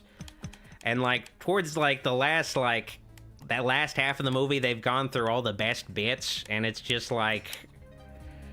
I rewatched Scary Movie 2 pretty recently. I was like, this is just rough, because, like, some of this stuff is funny, but then there's just shit that's just like, why are they doing this? Okay, but... What's going on? Alright, let's play some Ash vs. Evil Dead next. And not just because the level 4-2 boss in the Halloween campaign is a pain in the ass. It is a pain in the ass, but let's finally dive into the Evil Dead campaign a bit. Get some variety in here. Show off Ash's campaign. You can, of course, also play as Kelly Maxwell and even Laurie Strode and Michael Myers in the Evil Dead campaign. We're going to, of course, play as Ash Williams, though. All right.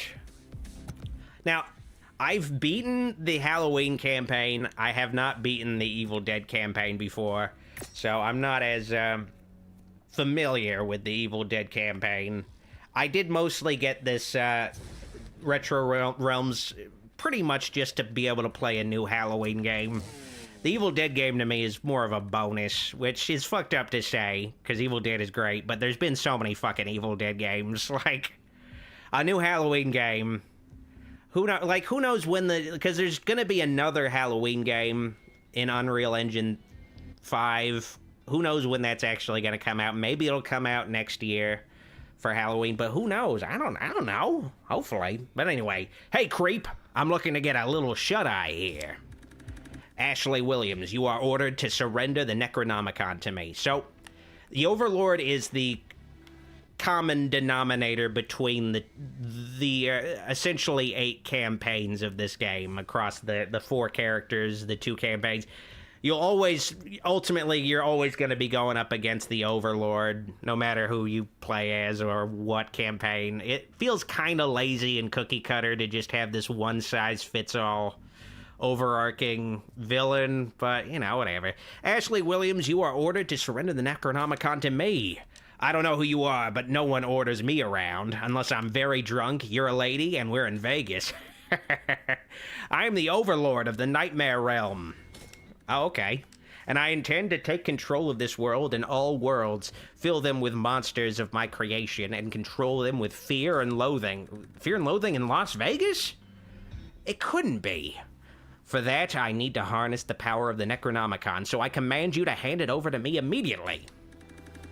Over my dead body. Just keep your grimy hands, eyeballs off my book. Now, honestly, this takes place at, like, the start of Ash vs. Evil Dead season, and I feel like Ash in that state would be like, yeah, whatever, you could take it. Well, I don't care, just leave me alone. And then eventually he learns to be a hero. He's already maybe a little too overly heroic here, but, you know, whatever.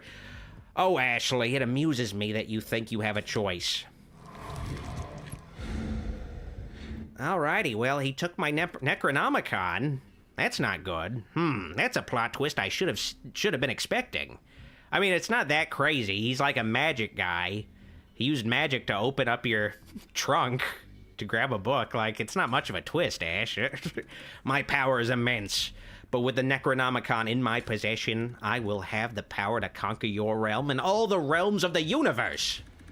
Masters of the Universe bullshit. Okay, sweetheart, you need glasses. My resume says professional kicker of evil ass, and you're looking real evil. I wish these cutscenes were voiced.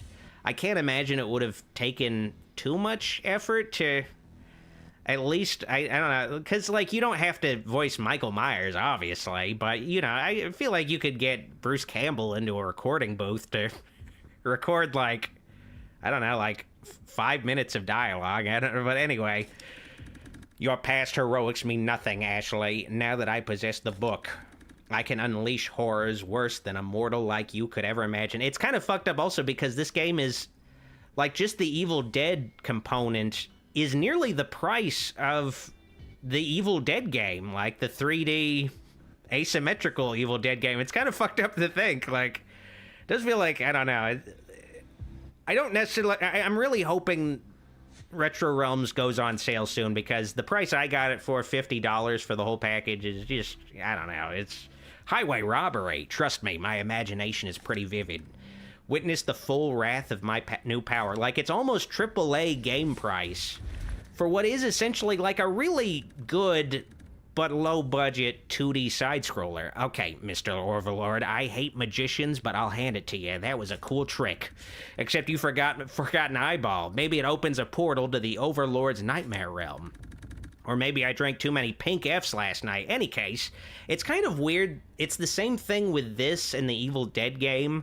They can't call it a pink fuck like in the actual show. If you haven't seen Ash vs. Evil Dead Season 2, there's a drink called a pink fuck, which is essentially just a roofied, like, pink drink. You know, a date rape drink. And they reference it in these games, the fact that Ash date rapes people, but, for some reason they're like, okay, well, we can't say fuck. We can't say pink fuck. But the weird thing is they do say fuck in this game. They say fuck. I don't know why they can't say fuck in the context of pink fuck. I guess they don't. I guess maybe that just sounds way too sexually graphic, though, I guess. I don't know. This might come in handy when saving the world for the billionth time. Finders keepers. All right. Enough opening. Marilyn asks, how's it going? What do we think of the games? Games are really good. They're just really overpriced. That's my key, I mean, honestly, the whole package, I feel like, should have been $30 or even better, $20 instead of $50 for the whole package. I just feel like it's just too expensive for what it ultimately is, but, oh well.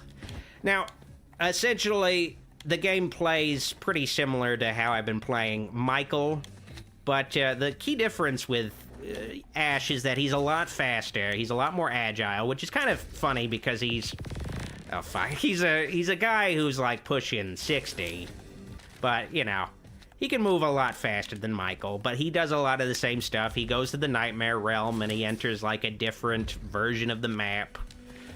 So, you know, it's pretty similar, but he's got, like, different things. Like, with Michael, his dodge roll is more like he can phase through things, but Ash actually has a dodge roll, like a full-blown dodge roll.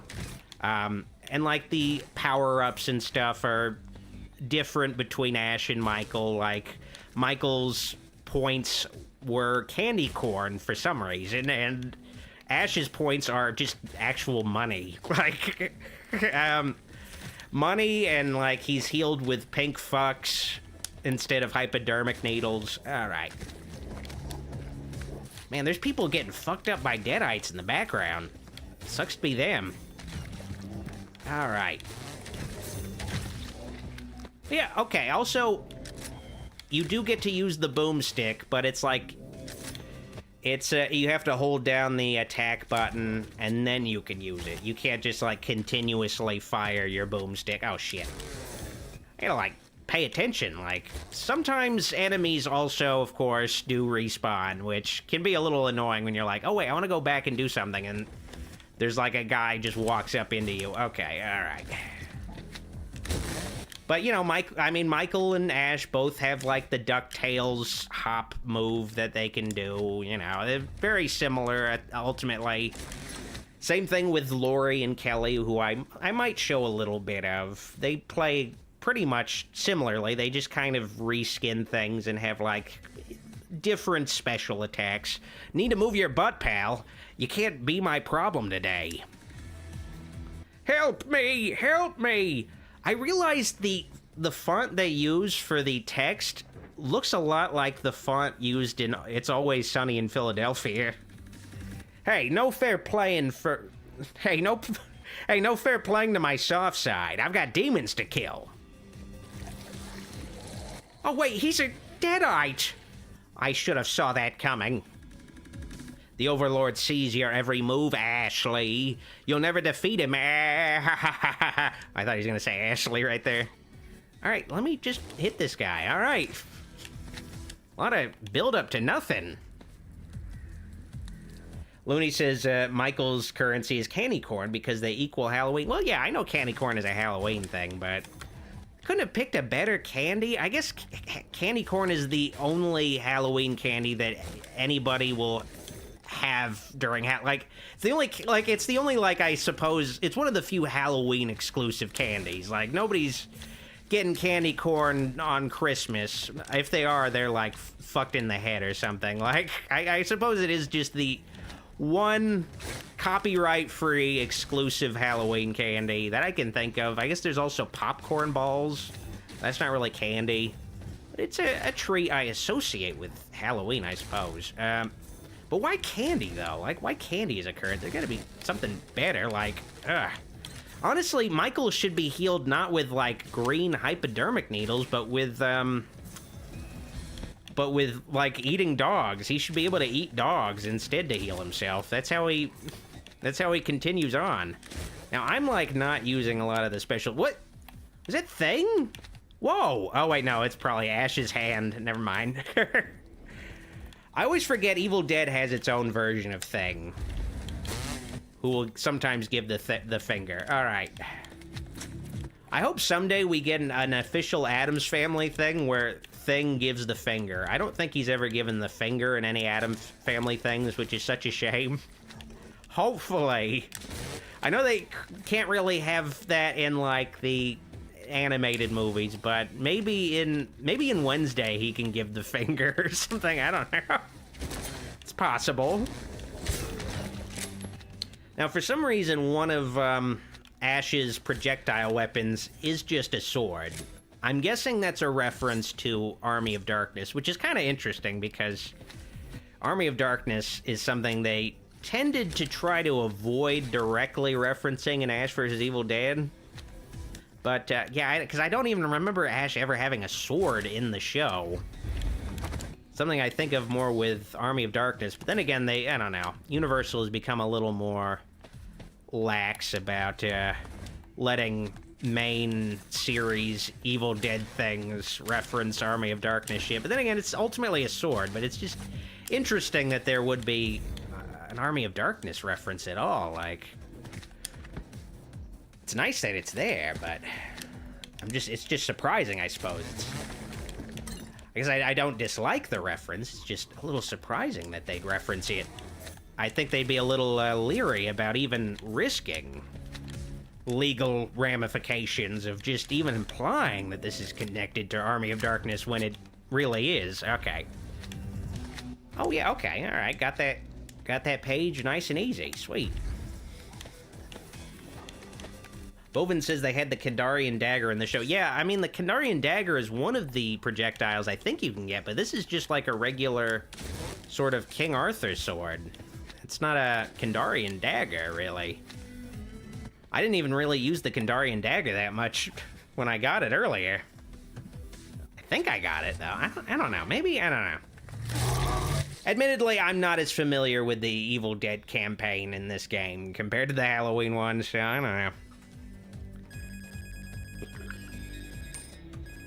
And it's also been a while since I've watched Ash vs. Evil Dead. I think the last time I watched it through was when the pandemic first... When the pandemic first started, I think, which is like 4 years ago at this point. Dear Lord, time flies. Alright, health increase time, baby.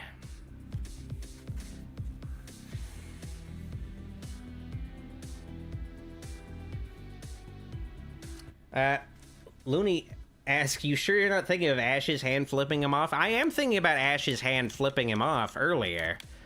But I was thinking it would be cool to see Thing from Addams Family also flip somebody off. You know? It just made me think about that, because it's always fun. Anytime you see, like, a disembodied hand with a mind of its own in a horror movie, it flips somebody off, which is just always just a great gag. It's evergreen. So it'd be kind of cool to see that happen in Addams Family. I feel like it'd be like some real wholesome Oh wait, I guess now I look closer at the sprite, it is a Kandarian dagger. It just kind of looks weird. It just looks a little different from how it usually looks. But yeah, I guess on closer inspection, it is a Kandarian dagger. Wow. It looked a little, I guess from a distance, because the sprite is so tiny, it looks a little bit more like a King Arthur sword. But no, yeah, it's a Kandarian dagger. Wow. Today I learned. It does look a little more sword-like, though. I don't know. It's interesting. Okay. Well, shit. Damn it. Gotta avoid these flying eyeballs. You remember flying I mean, I guess Evil Dead does have flying eyeballs, but they're usually normal-sized, and they just kind of fly into somebody's mouth. They're not usually, like, giant-sized. Of course, he anticipated where I was gonna go to avoid getting hit by his vomit to begin with. Dear Lord. Oh, fuck. Okay. Oh, shit. Oh, that damn arc. Some of these Deadites look like they're straight out of, Thriller. Okay. Alright. I'm hoping they make a Thriller video game next. Oh, shit. Alright. They made a Moonwalker video game. It feels only natural that they should make a Thriller video game eventually. Let's see what we got here in the Nightmare World. Nothing good. Okay. Well, actually, okay, no, yeah, I can go through that platform. Who puts spikes in their bedroom like this? This is just dangerous. Like, what are you thinking? I just really gotta stop tanking damage. Oh, fuck. I don't think so, lady. I don't think so. Marilyn says Leprechaun in Space ends with a disembodied bird flipping too. Yeah, that's what I was also thinking. There's that, and then there's Evil Dead 2. Trying to think of like another... I think at some point, it's not a disembodied hand, but I think at some point... Oh, shit. At some point, Freddy flipped somebody off, I think. But I'm not totally sure. I feel like, I guess if he did do that, I'd remember it clearly. I can't really remember it super clearly, but I think at some point, Freddy flipped somebody off.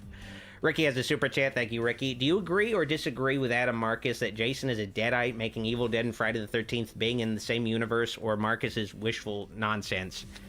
It was him, like, overthinking what would have just been, like, a nice little Necronomicon cameo in Final Friday, where... And it feels like it might also just be this retroactive thing of... Because essentially... You know, I don't think that was in the script, that at any point they were thinking, oh yeah, Jason is a deadite at all. They were just shooting Army of Darkness around the same time they were shooting Jason Goes to Hell. They visited the set of Army of Darkness and they asked Sam Raimi, can we borrow the Necronomicon prop for our movie just to like give a little nod to Evil Dead? And he was like, yeah, sure.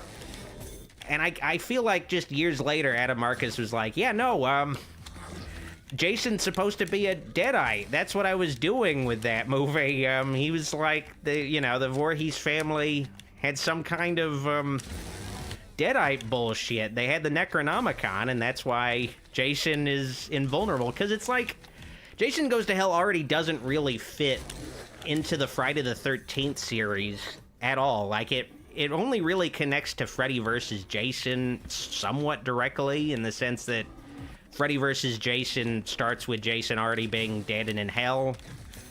But Jason Goes to Hell doesn't really connect to anything, because you have this, like... Jason has, like, a Dr. Lumis in the form of, why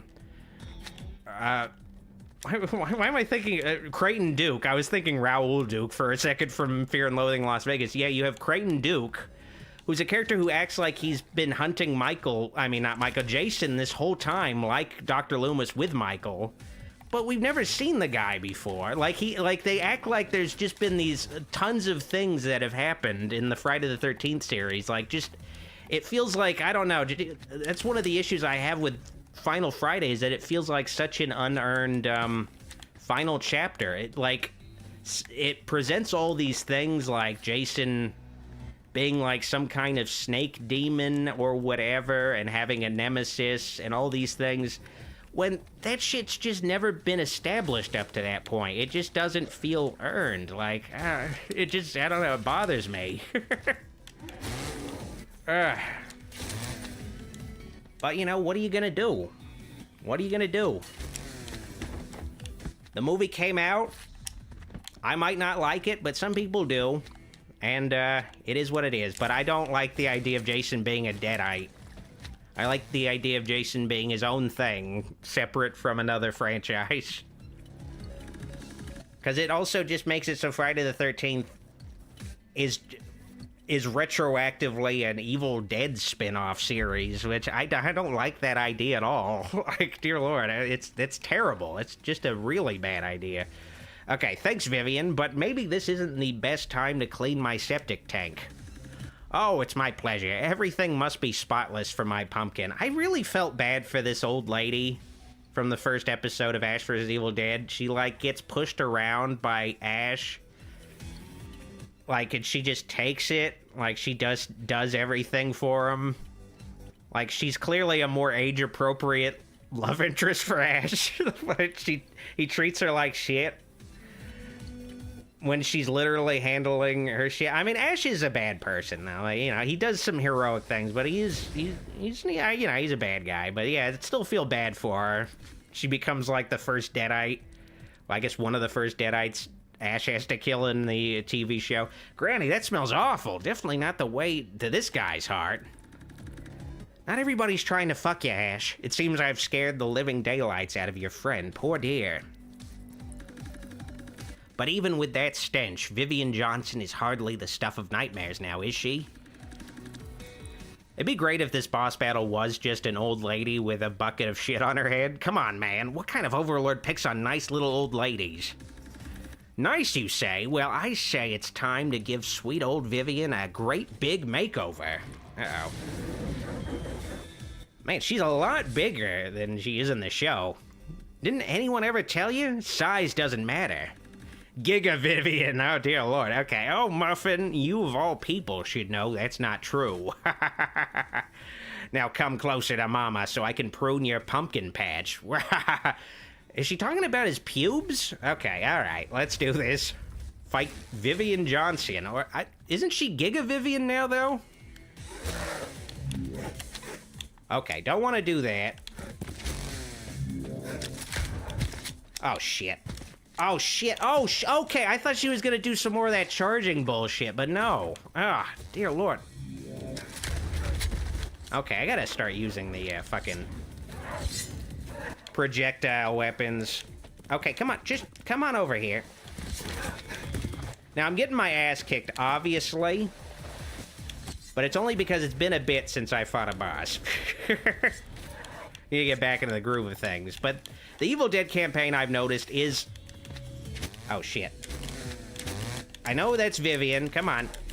Come on. Take your medicine, Vivian. Come on. But I've noticed that the Ash vs. Evil Dead campaign is an easier beginner difficulty than the Halloween campaign.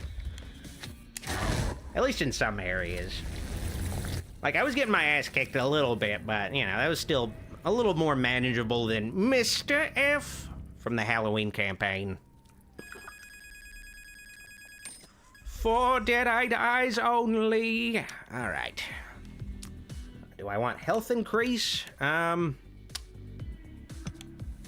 me see. Power Glove Love. Ash uses his trusty Power Glove to destroy anything below him. So yeah, just the Shadow Slam. All right. Groovy Spin. Yeah, there's lots of the same attacks that Michael and Ash will basically have.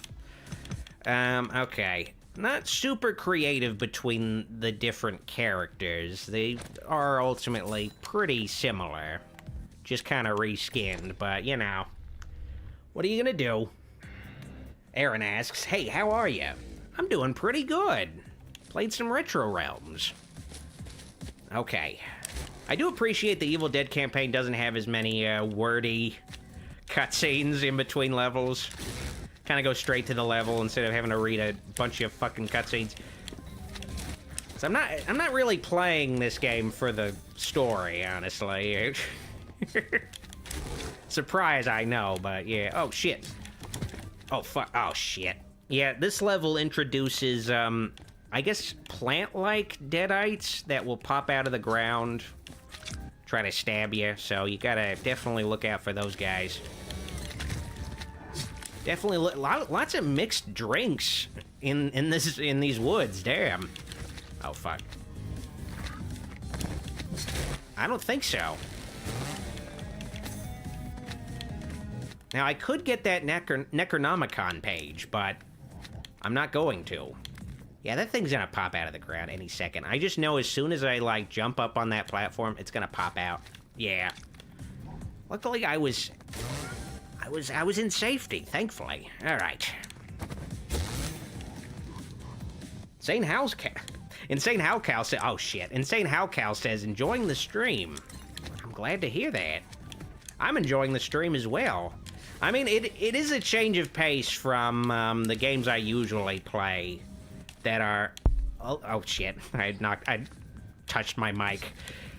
That are usually the games I play are usually either those story-driven games where you just make choices and you just kind of watch a movie for the most part, or slower, more methodical horror games where there's not as much combat or anything. Or, of course, I did play the Batman Arkham games quite a bit, and those are more action-oriented. Makes for more lively streams, I suppose, playing more action-oriented games.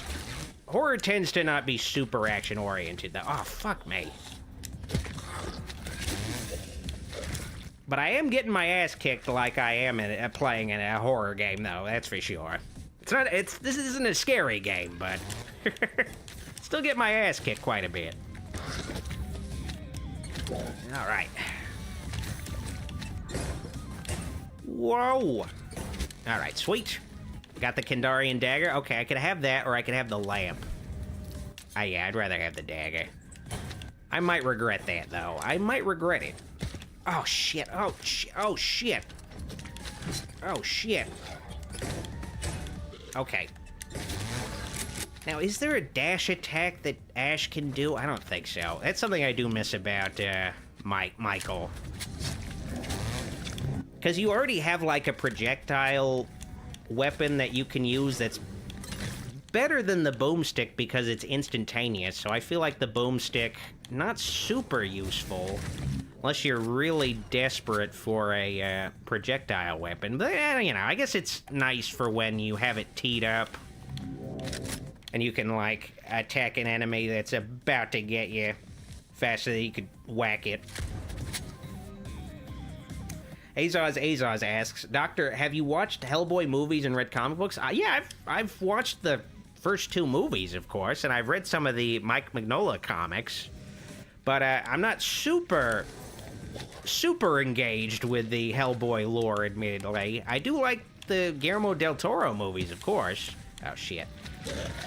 Getting my ass kicked. But I guess I've never gotten super hardcore in Hellboy beyond... Just, you know, just liking it. Just, you know, regular liking it. I don't think I'll ever see the David Harbour Hellboy movie or the more recent low-budget one that they shot in London. I don't think I'll ever see that one. Oh, shit. I fucking hate those things. I hate those fucking things. I think I'm good. I think I'll wait until, hopefully, Del Toro gets to make another Hellboy movie. With Ron Perlman, though that probably isn't going to happen at this point. Ron Perlman has made it sound pretty clear that he does not enjoy playing Hellboy. I'd imagine pretty much just because it's a pain in the ass to put on all that fucking makeup. Which is understandable. It's definitely understandable.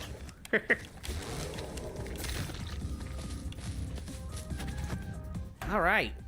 Time to head into my Oldsmobile. I wish there was a different ending cutscene for the first level in a zone. It's always just you get in your Oldsmobile and you just drive off. Come on. It's already like it's a 2D game. You can animate like a special different thing for each level. Come on. All right.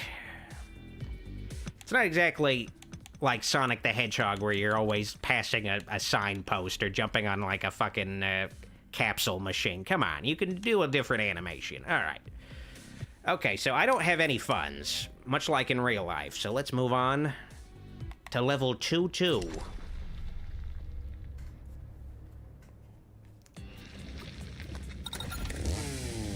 Looney says, Ron did put the makeup on once for a Make-A-Wish kid. It was very cute. Well, yeah, you gotta do it for that, you know, of course. And that's different from a movie, too, because... You know, you have to put that pain-in-the-ass makeup on, but it's for a good cause, and you only have to do it, like, once again for, like, ever. Like, whereas with a movie, you gotta put the makeup on, then you gotta take it off, then you gotta do that same shit every day for several weeks. Like, I can imagine it's like a nightmare. Whereas, you know, with that Make-A-Wish situation, it's like, oh yeah, this is just a special occasion. Just for a good cause. He probably didn't have to be in the makeup for a super long time, too, like, compared to shooting a scene, where that could take, like, all day to shoot a scene. Like, so, you know. I'd imagine it was a little more, little easier of a proposition for him to do compared to, like, committing to a whole movie in the makeup.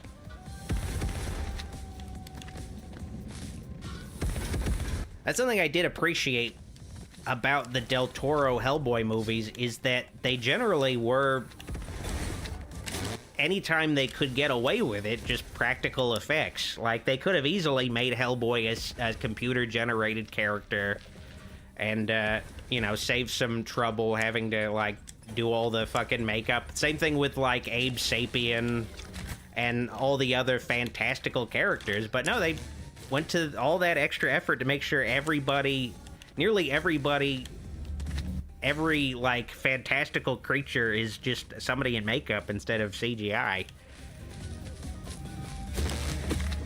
Definitely sets it apart from some more, I don't know, some bigger budgeted, more mainstream comic book films. Calm down, Ash. It's just another knockoff Cabin in the Woods. Because even Ash vs. Evil Dead had quite a bit of CGI when they could have easily done stuff practically. Like, they did a lot of stuff practically in the Evil Dead TV show, of course, but it did feel like they cut some corners here and there with some CGI when they could have, like, you know, did an effect, like, with, you know, practically, but I'm sure it's easier and cheaper. Figure some of that stuff out in post for a TV show, especially. You've seen plenty of these in the movies. Hey, good look. Wait, is that you, Ruby? You've got to be kidding me. I couldn't stay away. I know what you're up against, Ash, and you don't stand a chance. Now, this doesn't really look like Lucy Lawless. Definitely took some liberties with Lucy Lawless's appearance. And, you know, she's married to Rob Tapert. I believe it's Rob Tapert, who, you know, produces all the Evil Dead stuff.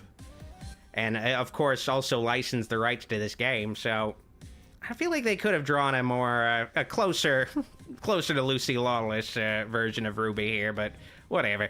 I couldn't stay away. I know what you're up against, Ash, and you don't stand a chance.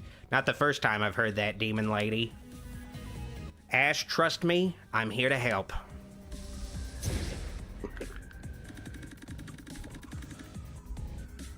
Xavier says, I think we'll get a CGI version of a horror icon. Well, we've gotten CGI Freddy Krueger, like when he pops out of the wall in the 2010 remake, so we've gotten that. Thankfully, Freddy Krueger, even in the 2010 remake, is partially CGI. He's got CGI enhancements. It's not all practical with the Jackie Earle Haley Freddy. I remember that was, like, the first thing I heard. Like, before they showed what Freddy was going to look like, they mentioned, yeah, he's going to have, like, part of his makeup is just, like, I don't know, like, just not filled in, so they can, like, fill the rest in with CGI, like, just part of why it probably part of why it looked kind of shitty. The talented Miss Noby. Hard to believe such a lovely woman could have authored the Necronomicon. Xavier says, I mean a CGI killer the whole movie. I mean, I don't know where that could happen. I feel like, I don't know if I've even seen a slasher movie where the killer is always CGI, so I don't know.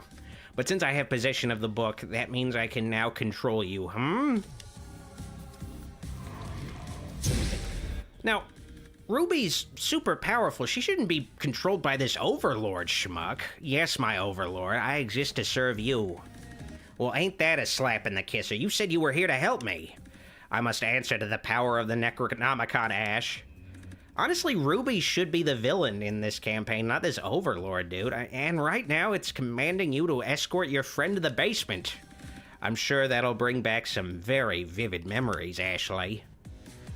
And yeah, the thing I'm fighting here should be, Mrs.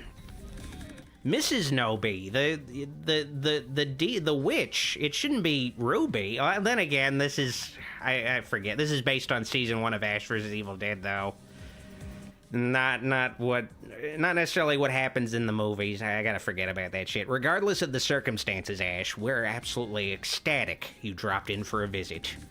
Can't say the same, darling. My mother warned me about double-crossing girls like you. Always the charmer. Let's skip the foreplay and get to the good part. Me defeating you.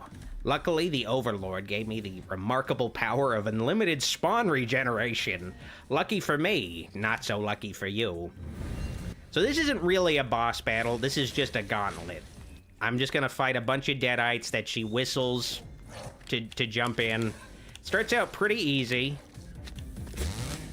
But the easiness can be misleading, because I gotta do this 10 more times, and the enemies will get a little harder, and they'll also jump out and charge you when you least expect it. But I don't know, for some reason, like, me killing the deadites hurts Ruby. That doesn't make sense to me, but whatever. Now I gotta use the projectile. Oh shit! Like, and they'll also just like pop out. I hate that. They'll just like pop out on top of you. I guess the key thing is you wanna stay beneath the platforms because the enemies can't spawn in and jump down on you from above. All right, okay, that's good. Honestly, pretty easy so far. Pretty manageable. And they don't continuously spawn, thankfully. All right. They will just wait until you take out the entire spawn before they start spawning. And, you know, this is also much more forgiving than the Halloween campaign, because the bosses in the Halloween campaign don't give you health at all. The Evil Dead campaign, the bosses will sometimes give you health. Like, pretty nice of them.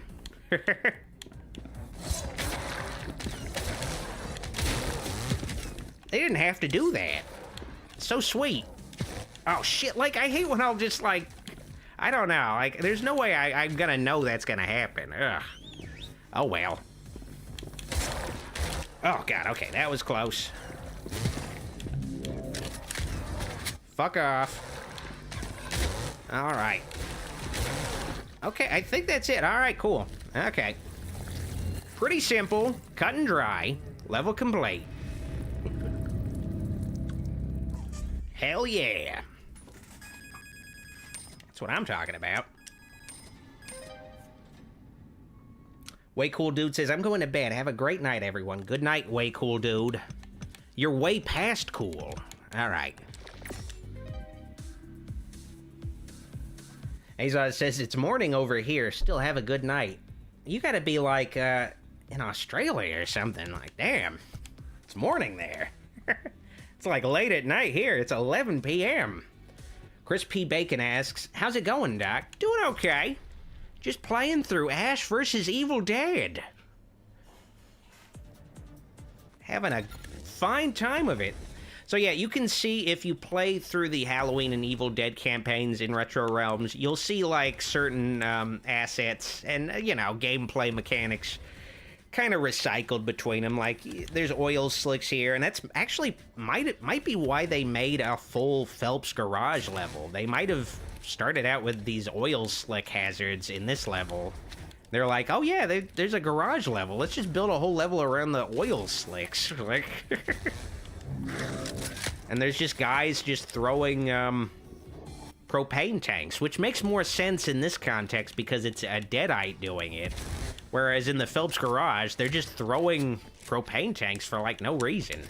Well, I guess I didn't realize I have a nail gun in this level. Oh, man, oh, God. Okay, but I have a nail gun in this level, and it stuns the enemies. Yeah, interesting. I do notice in the Evil Dead campaign, you have a lower, curve to, gain currency compared to the Halloween campaign. Like, I feel like I very rarely will get enough currency to get an upgrade between levels in this Evil Dead campaign. Whereas in the Halloween campaign, I feel like every level, I'll have enough to get some kind of upgrade. I feel like in this Evil Dead campaign, you might have to do a little bit more grinding to get the upgrades. I couldn't even tell. That's something that does bother me about this game, is that sometimes it can be hard to tell what's in the background and what's in the foreground. Like, I don't... All right. Oh, shit. Okay, I got it. Oh, you motherfucker. Just die. Just die. How is... Okay, thank God. Okay, all right. Sweet. Just grab the ticket. I got the golden ticket. I got the golden ticket. I've just been forgetting I can also do this thing. I gotta remember all my special abilities. Okay. Probably not the best situation to use that special ability, though. Okay. Now, I remember there were these killer dolls in the first episode of Ash vs. Evil Dead. They don't seem very, formidable in this level, though, thankfully. Because I remember them being a bit of a pain in the ass for Ash. But then again, there's more of them over here, so who knows? Oh. I don't know why that Deadite could take an extra hit compared to the other Deadites, but whatever. Oh, shit. Ah. Oh, come on. Man, I can't wait to get that extra combo. Oh, God. Oh. Okay, so they'll, like, jump on you, but I guess maybe they don't damage you. Okay. They'll, like, just slow you down. Oh, shit. Man, I just have so many pink fucks right now. Ah. Alright, let me see here. Okay, oh, wait. Cheese Doodle says, it's 5:13 a.m. in Norway. Only reason I'm still up is because I ended up playing through Amy's story and Fear the Spotlight in one sitting. Yeah, that's one of those things where you're getting close to the end of a game, and you just have to, like, stay up super late to finish it. You just have to fucking finish this game. I very often find myself in that situation. Just ungodly late. Usually playing, okay, I gotta go to the demon. Usually playing through the, Kingdom Hearts 1 and 2. I very often find myself, when I replay those games, like, replaying them, like, super late at night. Oh, shit. Like, replaying them super late at night, like, finishing them, I should say. Finishing them really fucking late at night. Oh, damn it. Man, this truly is a nightmare. Okay. Give me some more health. I don't want cash, I want health. Oh my god, great. Okay, whatever. Okay. Oh my god, that arc. Okay, well, I'm gonna have to restart this level, aren't I? I can already tell. Okay, oh wait. Alright, that's something. My god, that's something. Fuck off. Okay, sweet. Oh wait, and I think... Alright, sweet. Checkpoint time, baby. Checkpoint time.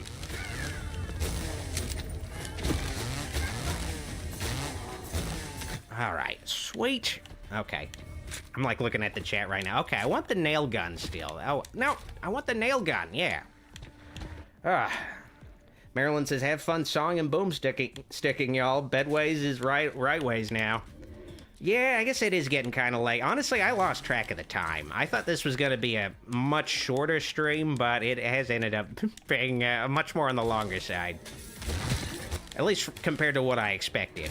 I honestly thought I was going to, like, just really breeze through both of these games. Okay.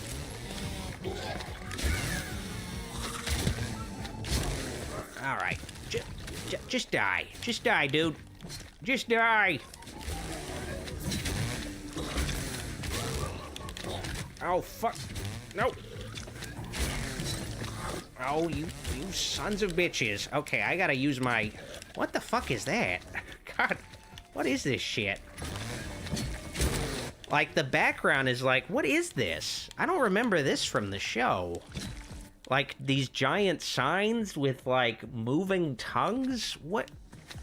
Like a giant bear and a giant deer with, like, a moving tongue? I don't remember this at all. What was it? Like, this is like a playground? I guess this is like a rock wall? Weird. Oh, fuck. Okay, I want the Kandarian dagger. Oh, shit. Ah, man.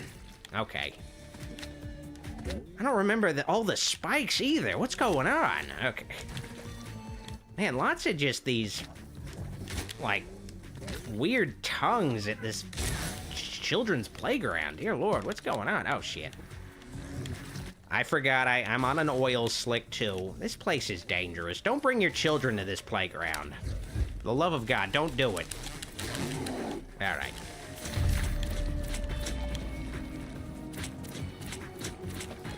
Aaron Parker asks, Doctor, are you going to... Oh, shit. I lost it. Doctor, are you going to play Infestation Origins? I feel like I vaguely have heard of that, but I can't quite recall what it is. Maybe I will. Who knows? But someone also asked me to review Uzumaki. And I have been asked about that in the past, and I think I could potentially review the comics, and then I'll possibly tangentially review review the recent Adult Swim anime adaptation of the comics. I'm calling them comics. They're called manga. What am I saying? It's Japanese version of comics. It's manga. Oh, God, the weebs are gonna have a field day with this. They're gonna have my ass on a platter. Ah, dear Lord. All right, health increase. No, nightmare meter increase. Because I have seen clips from the Uzumaki anime, and you know, after episode 1, it looks like the animation gets super janky. It just gets it looks really shitty. Oh well, I mean, I guess you got one really good first episode of that show. I mean, it's really all that matters. I guess I could save my funds for something better. I guess I'll get the Groovy spin. But, you know what? Let's show off some of the other characters. Let's head into Halloween and show off Laurie Strode. For at least a couple levels. Get some variety in this stream. I'm not going to be able to play through the whole game in this one stream, but I can at least show off a great deal of the game. All right. Laurie Strode's campaign. Now, wait. Well, yeah, I guess I'll start off with some of my upgrades already. You know, whatever. Cheese Doodles asks, is the game good, Doc? It's pretty good. Yeah, it's a good side-scroller. It's just really overpriced. Security breach in all wards. Multiple personnel down. Joseph Finley has a really generous super chat. Thank you, Joseph. Heineken tip to you, Doc. Really appreciate it. Hell yeah. The chaos, the violence, soon the depravity of the world will echo that of my realm, but my plans for this world require something more. A 17-year-old girl. That's where you come in, Miss Strode. Am I going crazy? Who the heck are you? I just fought that freak in a mask and now I'm in the asylum. Welcome to your nightmare, and I'm also, it's Overlord. Oh no. What the hell is happening? Now you could tell, like, no matter what campaign, no matter which game, no matter which character, you're always gonna deal with this fucking Overlord, no matter what. Yes, the fear. Your screams are delicious. This time we will try corrupting the innocent. Mwahahaha! He did a mwahaha, dear Lord. Corrupting the innocent? Yep, I'm crazy. Throw away the key. This world is nearly mine. Its denizens are my pawns. Finally, surrender to your nightmare. Surrender? Why would I surrender you? Yeah, I didn't surrender to that manic. Ooh, a typo. I have ways of making you. Oh no, not Tommy Doyle! Yes, that's Tommy Doyle in a Madame Leota crystal ball. Oh no! Not much of a babysitter, are you? Obviously not the Anthony Michael Hall Tommy Doyle, though, or the Paul Rudd one. I will look after Thomas for the time being. Surrender to me and I'll free him. I have to save Tommy! What if I freed him myself? All I need are these knitting needles to take him back. I'm gonna, like, fight zombies with knitting needles. Quite resourceful. Here, take this gift as well. So this guy is, like, kidnapping the kid I'm babysitting, but he's helping me out. Okay, whatever. This is the power of darkness. Use my eye to see what I plan for your world. Yes. Traverse my nightmare realm if you wish to save Thomas. Should you fail, then he shall remain here as my ward. No, I can't let that happen. Then go forth and wreak havoc, or give in to your despair. She does look really cool with those knitting needles. You know, it kind of looks cool. Like spinning them around and shit. I can't leave Tommy with that psycho. All right. Now, I do know she uses knitting needles, like, one time to stab Michael in the neck. It's kind of funny that they're her signature weapon in the video game. It's like, maybe there's, like, a different signature weapon we could... No, give her knitting needles. You know, whatever. I guess she did come prepared with those knitting needles for her babysitting job. She's like, I'll do some knitting while I babysit Tommy. Now... Key difference between Laurie and Michael is, of course, first difference is that she's a little faster than Michael, but she can also do a little double jump here. Huh. So her initial jump isn't super high, but with the double jump, you can kind of get a decent amount of distance. She's a lot more ninja-like. She could do this, like, charging dash slide when you crouch down and press the A button. All right. So definitely a bit of a departure from Michael. She can also do, I guess, her ice shuriken knitting needle thing that she can do as a boss. I'm kind of curious who the boss is when you get to the Dr. Lumis and Laurie part that you get into with Michael's campaign. I'm kind of wondering. All right.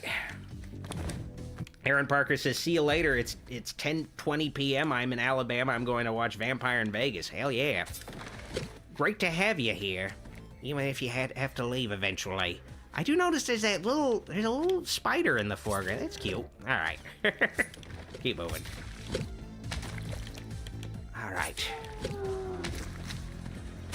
But yeah, it's pretty much the same thing as Michael. Just, you also get, I guess, you get Michael's, I suppose, kitchen knife, but as a projectile weapon. And she also, the thing that heals Laurie in her campaign is Tab Cola. It's a very interesting choice. I guess it's a reference to the publicity stills you'd see behind the scenes of Laurie and Michael Myers drinking Dr. Pepper. I guess they were like, let's change it to Tab. I don't know. Maybe they drank Tab at some point in the original Halloween and I don't remember it. Interesting choice, I suppose. Interesting choice. They don't have Tab in the vending machine, though, unfortunately. Beat says, this looks fun. I'll definitely pick it up whenever they sell a complete edition on a steep discount next year. Yeah, it's definitely not worth it for $50. And it's clear also they're gonna eventually... it's clear that they're eventually going to release more DLCs for this game that will add more campaigns and potentially characters. Potentially based on, like, different horror franchises. There's the possibility that they could make it like a Friday the 13th campaign and a Freddy Krueger, a Nightmare on Elm Street campaign, or a Hellraiser campaign. Like, there's lots of different options. They have room for at least 4 more cabinets in the arcade in the game. So who knows what those cabinets will be, or if they'll even do anything with those cabinets. Who knows? Who knows? Hopefully they do something with those cabinets. Hopefully those campaigns are a little more affordably priced. $25 a campaign. Not a groovy price. Not quite a groovy price. I notice a lot of Laurie's items come in gift boxes instead of crates. They still have crates, but some of them come in gift boxes. Interesting. All right. And I don't know what these items right here. I guess they're yarn. I guess it's yarn. They kind of look like pocket watches, though. I don't know. It's the thing that you use to buy upgrades. I don't know what it's supposed to be. And I notice the tab can says Fab, which is their copyright-free version of Tab. But you can tell it's a Tab. It's supposed to be Tab. Rest in peace, Tab. Hopefully Tab will come back at some point. One of the greatest soft drinks ever. Almost as good as Fresca. Oh, rest in peace. Thank God Fresca's still around. Oh, thank God. The Anime Hero asks, Doc, have you played Shadow Generations? I have. I got Sonic X Shadows Generations. I guess it's supposed to be pronounced Sonic Shadow Generations. But yeah, I played through both. I replayed the Sonic campaign, which is pretty much the same as it was over a decade ago. But it also includes the Shadow campaign, which isn't super long. But I feel like it has some of the best... I guess, modern Sonic-style levels that I've seen. Like, I'm hoping that's a sign that they'll be making more games in that style, because it works pretty well. I feel like the Shadow Generations levels are kind of a nice middle ground. At least the non-side-scrolling ones are kind of a nice middle ground between the modern boost-to-win formula that a lot of modern Sonic games have, and the more, action platform oriented style of the adventure Dreamcast era of games. Honestly, ideally, I would love it if they would just go back to the fucking Dreamcast style of Sonic game, but I don't think that's ever gonna happen. I don't know. I wish, I hope, but I don't think it's gonna happen. It was the best style. It just was like the adventure games just weren't very polished, but it was the best translation of Sonic into 3D, and they just like, no, let's make it this like flash simulator where he's just super fast and you just kind of press the bumper buttons to avoid obstacles. It just feels too much like an endless runner with 2D side-scrolling sections, which, you know, it's fun, but it's just, I don't know. I just felt like they had something going, and it's just a shame they just didn't continue with it. Oh well.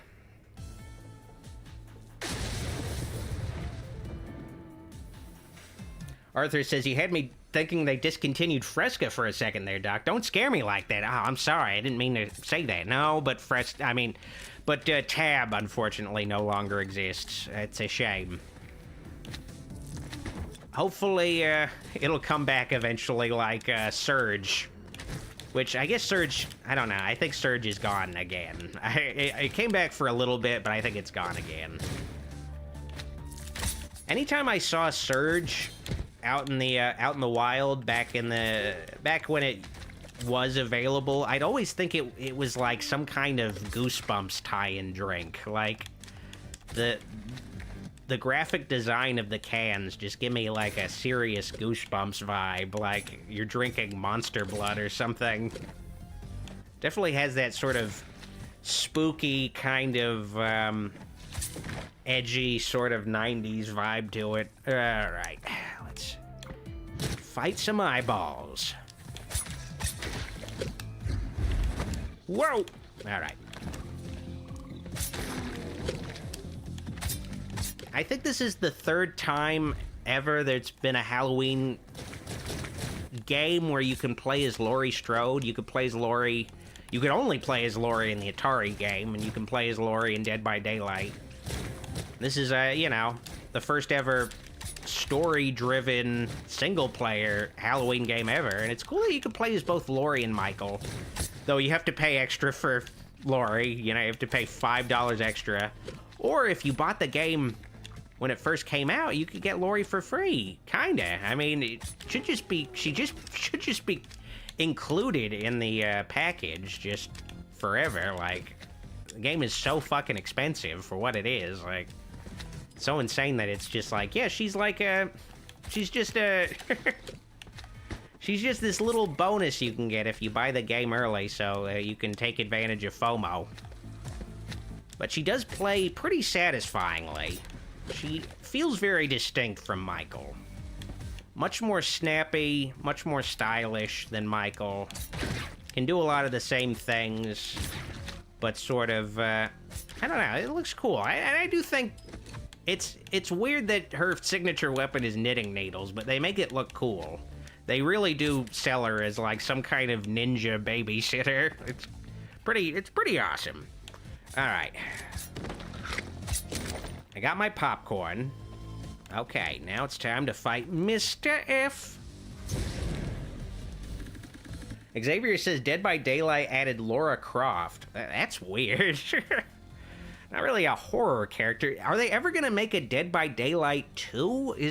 Are they just gonna keep adding on to the first game? I guess it's cool that they've been doing that for a decade, but I don't know, like, I feel like you gotta, I don't know, make a new thing eventually, right? You can't just keep adding DLCs, right? But, it has more longevity than any of the competing asymmetrical horror games, though, so, you got a successful formula. I do know if they did make a Dead by Daylight 2, people would probably bitch about it. They're like, it's not as good as the first one, it just doesn't play right. They don't have all the same stuff on release that took like a decade to come out for the original game, so it's probably for the best if they're just avoiding making a Dead by Daylight 2, I guess. Impressive, Laurie, and I thought you would be too scared.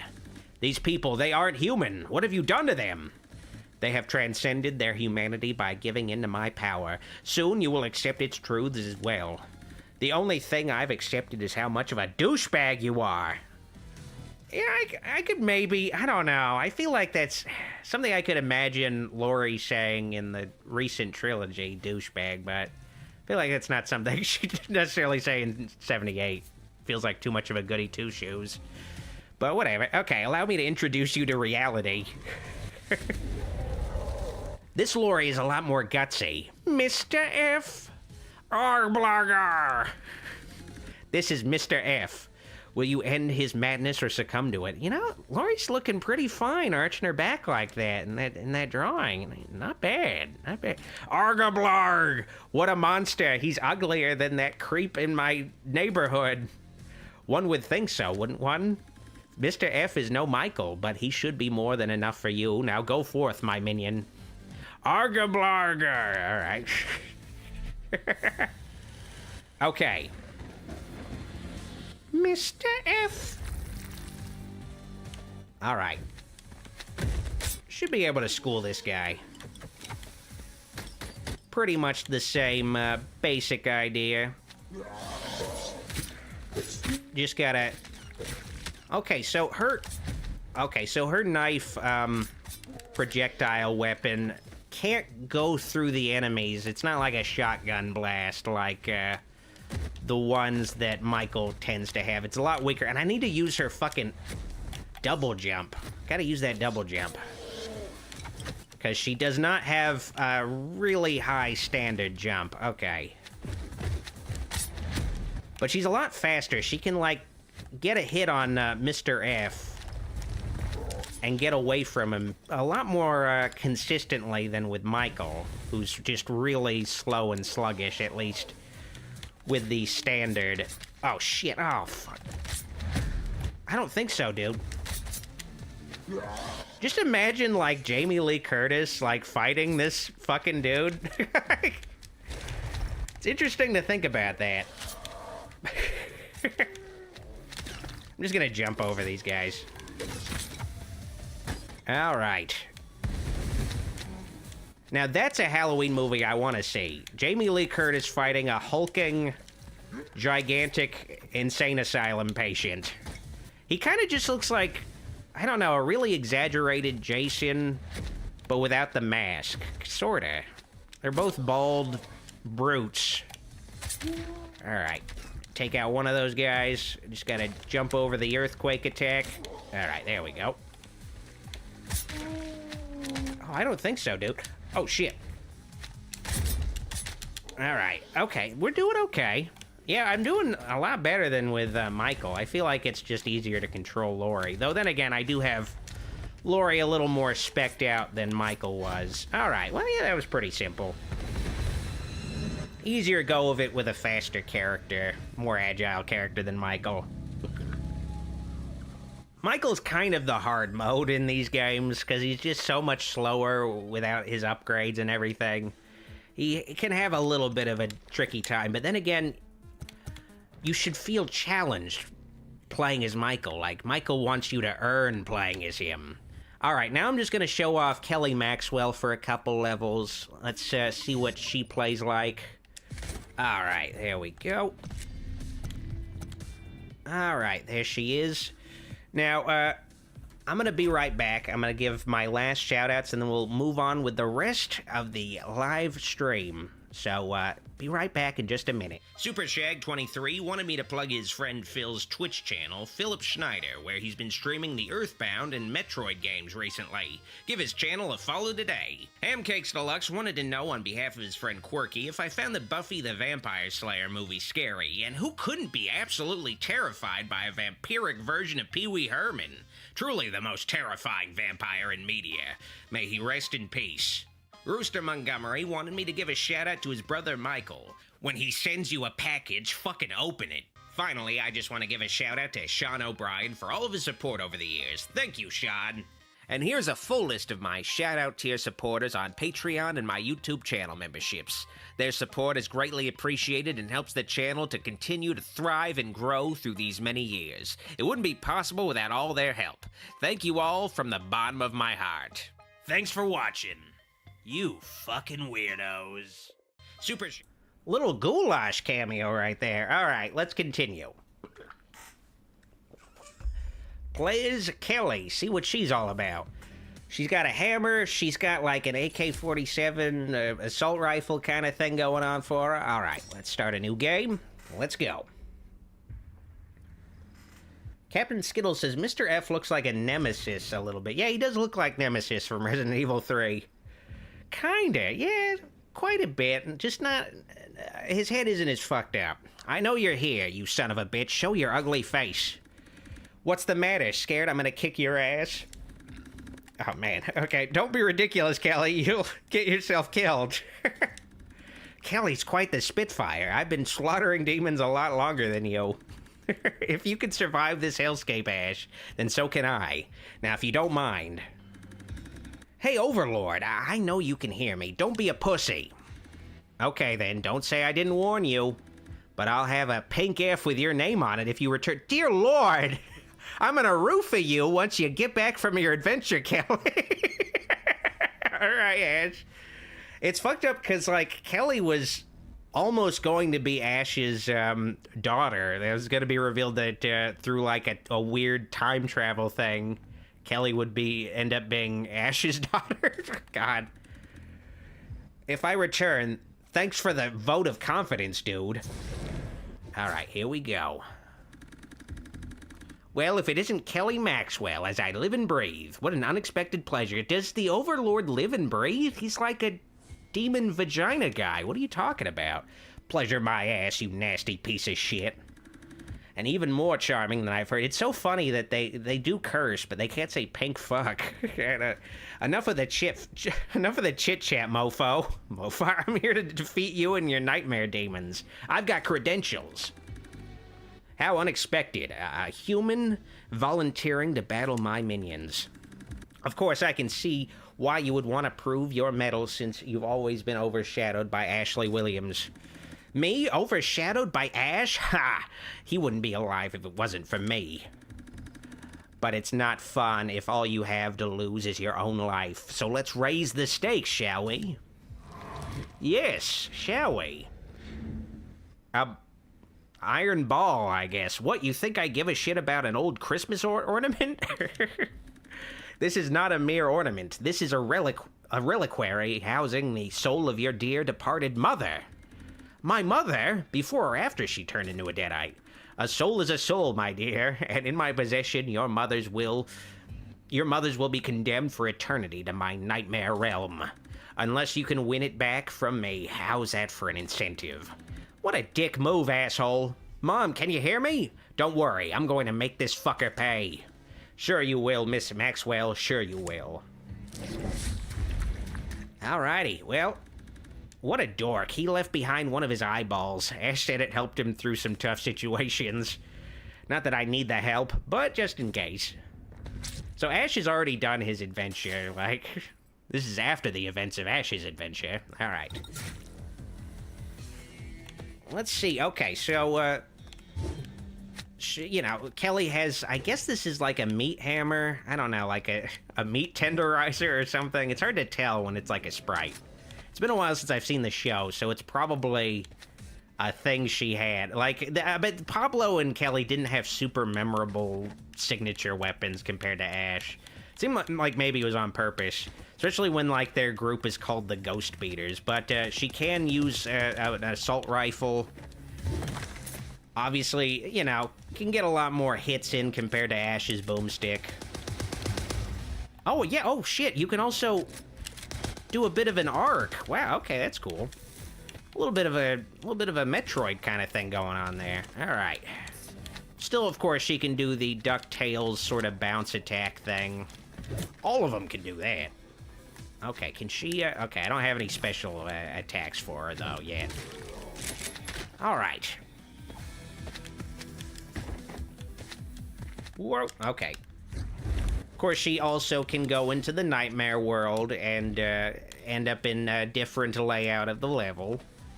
Get past certain obstacles, and I think we're about to get like... No, okay, no cutscene. Thank God. Sweet. Oh yeah, but I don't have a projectile weapon besides the Besides the assault rifle. I gotta get that. Gotta get that later in the level.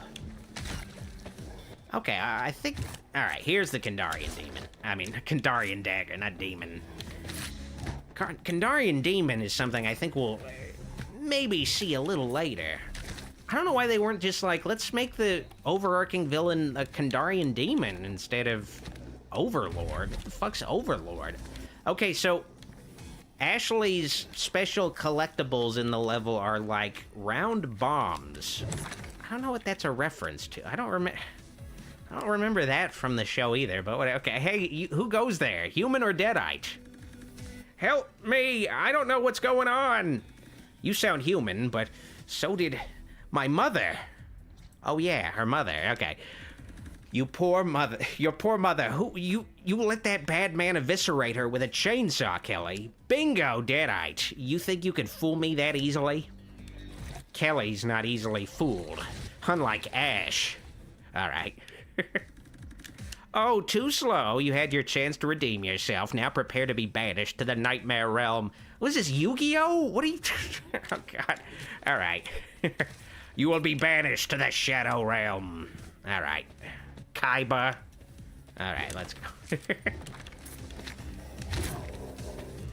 Now, I think Yu-Gi-Oh takes place in the Evil Dead universe. I think. Might be mistaken, but I think, like, they reveal...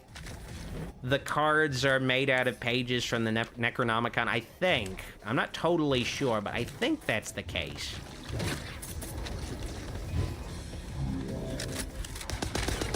Take that, motherfucker. Oh, shit. The downside to using the rifle is that Kelly can't move. She cannot move at all. So be careful with that rifle. Oh, wait, Emperor Caleb Teen has a super chat. Thank you, Emperor. Would you ever review Hereditary? Oh, wait, let me, make sure. Okay, yeah. I don't know, like, I feel like I tend to gravitate, as far as making videos, more like, I don't know, more the fun, the more, I guess, fun kind of horror movie. Not to say Hereditary isn't a fun kind of horror movie, but I feel like the kinds of horror movies that are, I guess, a little bit more, you know, like the more slasher movie, more stuff, that, or like more monsters in them and shit like that. You know, Hereditary has like demon monster, but it's much more, I guess, character driven. I guess it's harder to. It just doesn't quite fit my theme as well. Where I'm like, I'm like aching to do a Hereditary or Midsommar review. Those are good movies, but I feel like there's just I don't know, a kind of horror movie that I guess works better with my style. It's a little bit, I guess, more organic, and I guess also the kind that I guess people like, I guess, most want me to see. But you know, there's a possibility I could review Hereditary at some point, like, because you know, I saw Heretic recently, and I like that movie. And I did consider making a video on it, but I don't know, like, I tried to think, how can I make this like a fun video when the movie is just, for the most part, Hugh Grant playing this killer atheist guy. Like, he's great in the movie and has like lots of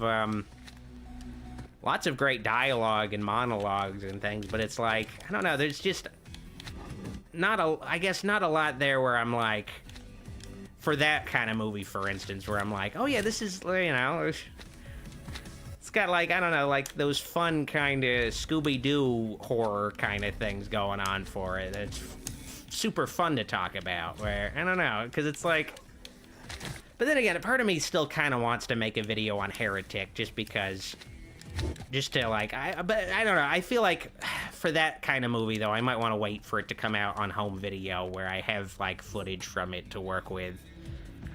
But I don't know, and I did see The Substance, and that's a fun kind of horror movie.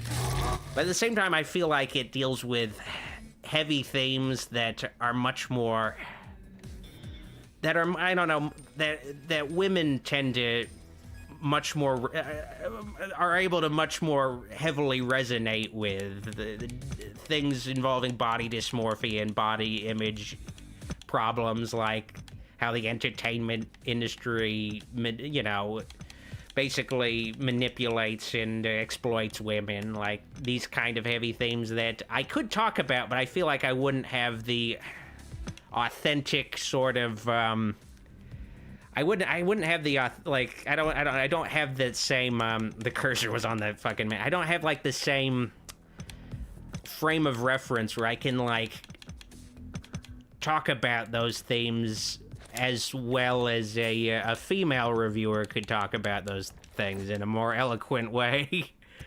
But yeah, at the same time, I guess it would be kind of funny for me to like try to fucking figure out how to talk about these heavy themes, because like The Substance is a great horror movie, but I just feel like with that movie, I'm just like, there's a certain kind of reviewer that's just much more well equipped to cover that material, and I feel like I could only like, I don't know, like just sort of, I don't know, like just barely scratch the surface as far as like what an actual woman the kind of shit an actual woman faces that the movie's playing off of. But you know, at the same time, I could talk about the gore and the body transformations and shit.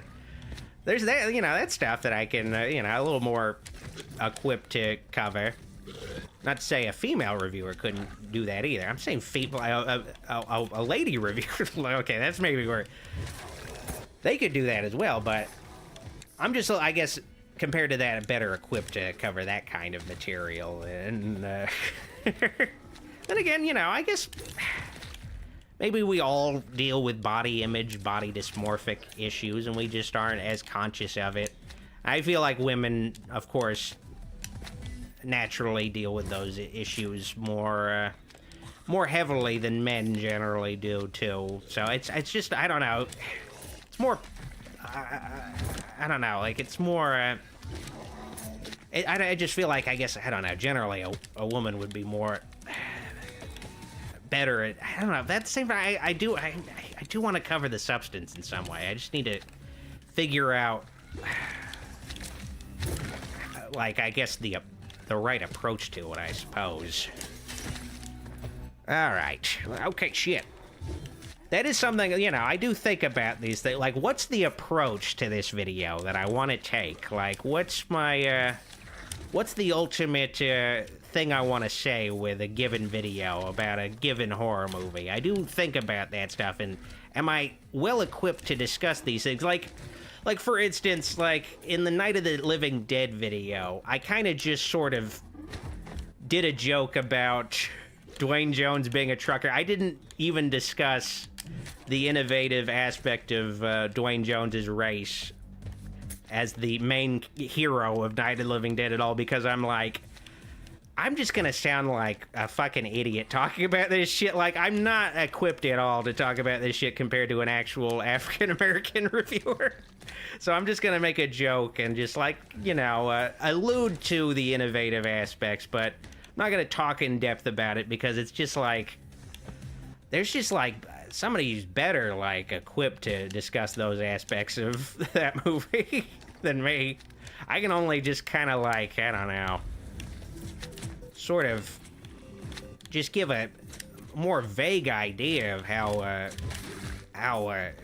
significant that character is, like that character was. All right. Especially also since, I don't know, according to Romero and Russo, it wasn't a conscious choice to to cast an African-American actor in that role, for instance. So it's also just, it's a significant thing, but it's not something that they were even really thinking about with the movie. It's kind of just this thing that just happened to fall into place. All right. Bob Dylan asks, is Goulash behaving? I don't really know. I haven't checked in with Goulash in a bit. Hopefully he is. Hopefully he's keeping the remaining campers at Camp October alive. Vivian, what are you doing? Did Ash ask you to clean out his septic tank in the middle of a demon apocalypse? I'll kick his ass for you. Where is he? What me and my Ashy have can't be put into words, honey. Yeah, it can. Free labor. Those are the words. Or how about elder abuse? Okay, like, this lady's not that much older than Ash. Let's be real here. Gross. Why'd you dump that crap over your head, Vivian? Is it time we send you to a nursing home? Dear Lord. My mere entrance into this realm always upsets your little friend here. Could be all the lightning and thunder when you appear out of freaking nowhere. I do notice I think they do avoid saying fuck. They say shit and asshole and other curses, but I think they do avoid saying fuck. Could be. Yeah, I know how to boost her confidence and make her a more formidable opponent. Dude, I've already fought her as a damn deadite. Well then, how about a gigantic damn deadite? Okay, alright. That's different. I mean, I fought her as Ash, but, you know. Didn't we already saw off your head and leave you for dead? So, in this game, I guess the events of Ash vs. Evil Dead already happened? Huh. Okay, whatever. Okay, maybe in your realm, my moist muffin, but that was 3 against 1. So unfair. In this realm, it's just you and me, dear.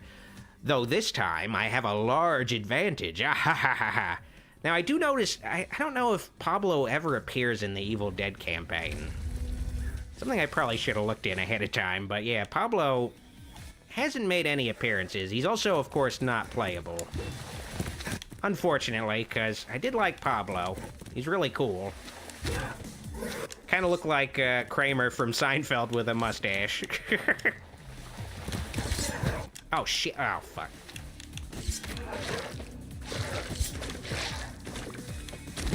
He also played Ben Stiller's illegitimate son in Meet the Fockers. Little trivia.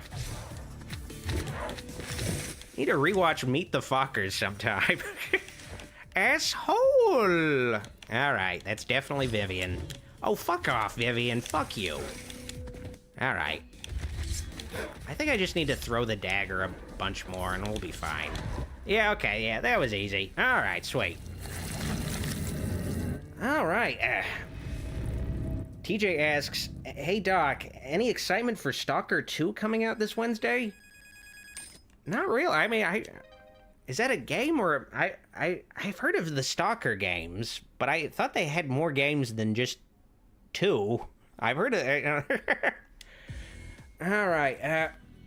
My video maker says, I remember when the season 2 finale would have revealed that Kelly is Ash's daughter, but they changed it. Yeah, I did mention that earlier. Essentially, Ash vs. Evil Dead 2 had like a totally different ending for season 2, I should say, where Ash saves the day by going back in time, but along the way, he fucks Kelly's mother, and Kelly ends up becoming much more Ash-like when he returns to the future, because she's now, she's now Ash's daughter. So, like, we would have seen, like, her transform in real time into a more Ash-like character. Like, just suddenly. Which would have been funny. I would have liked it better than the weird Return of the Jedi Season 2 finale they did, where Ash just saves the day and they hold, like, an Ewok celebration for him when we see Force Ghosts of the $6 Million Man. Like, just like, and also Ted Raimi, a Force Ghost of Ted Raimi. Like, I don't know why regular people could come back as Jedi ghosts. I don't know, like, they weren't magic or anything. I don't know what was up with that. Yeah, Season 2, like, the end of Season 2 I didn't like, and Season 3 was a little more fine, but apparently they at the last second, they fired the head writer of Ash vs. Evil Dead Season 2 and just, like, completely rewrote the ending. And I don't know. From what I heard, I like the sound of the originally intended Season 2 ending a lot more, but, oh well. Oh well. Let me see. Okay. Well, I think I've shown enough of this game so far. Maybe I'll return to this game in another stream and we'll finish off the 2 Evil Dead and Halloween campaigns. But for now, let's call it a night. It's pretty close. Yeah, it's midnight now. So let me give a little... It's that time again for me to give thanks and present... let me give a little encore to my shout-out tier supporters on Patreon and my channel memberships for all their support. Their support is greatly appreciated and helps the channel continue to grow after all these years. Thank you guys from the bottom of my heart. Also, I want to promote my Twitch, twitch.tv/drwolfula. Give me a follow there, link in the description. Eventually, I'll get into a habit of regularly streaming there, so keep an eye out for that. And also, I guess I should also say that I am now on Blue Sky, the Twitter rival site. I'm also on Twitter, aka X, and also on Threads, Instagram, Facebook, you know, all those sites at Dr. Wolfula. So give me a follow wherever you're active on social media to keep track with me. And also make sure to subscribe by clicking the subscribe button below for more streams and more videos. Gonna be having a Blood Rage video pretty soon and some other, you know, there's special treats in store for you folks. Also, make sure to click that bell button so you don't miss out on any future live streams when they go up live, or when a video, you know, just recently gets uploaded. You get to find out right when it happens. Now, yeah, that's pretty much it. Thank you, guys. I guess finally, before I go, also want to plug my Patreon. I'm going to be doing a Candyman double feature tomorrow night, Sunday night, so if you want to support the channel and get some bonus streams, consider supporting me at patreon.com/drwolfula.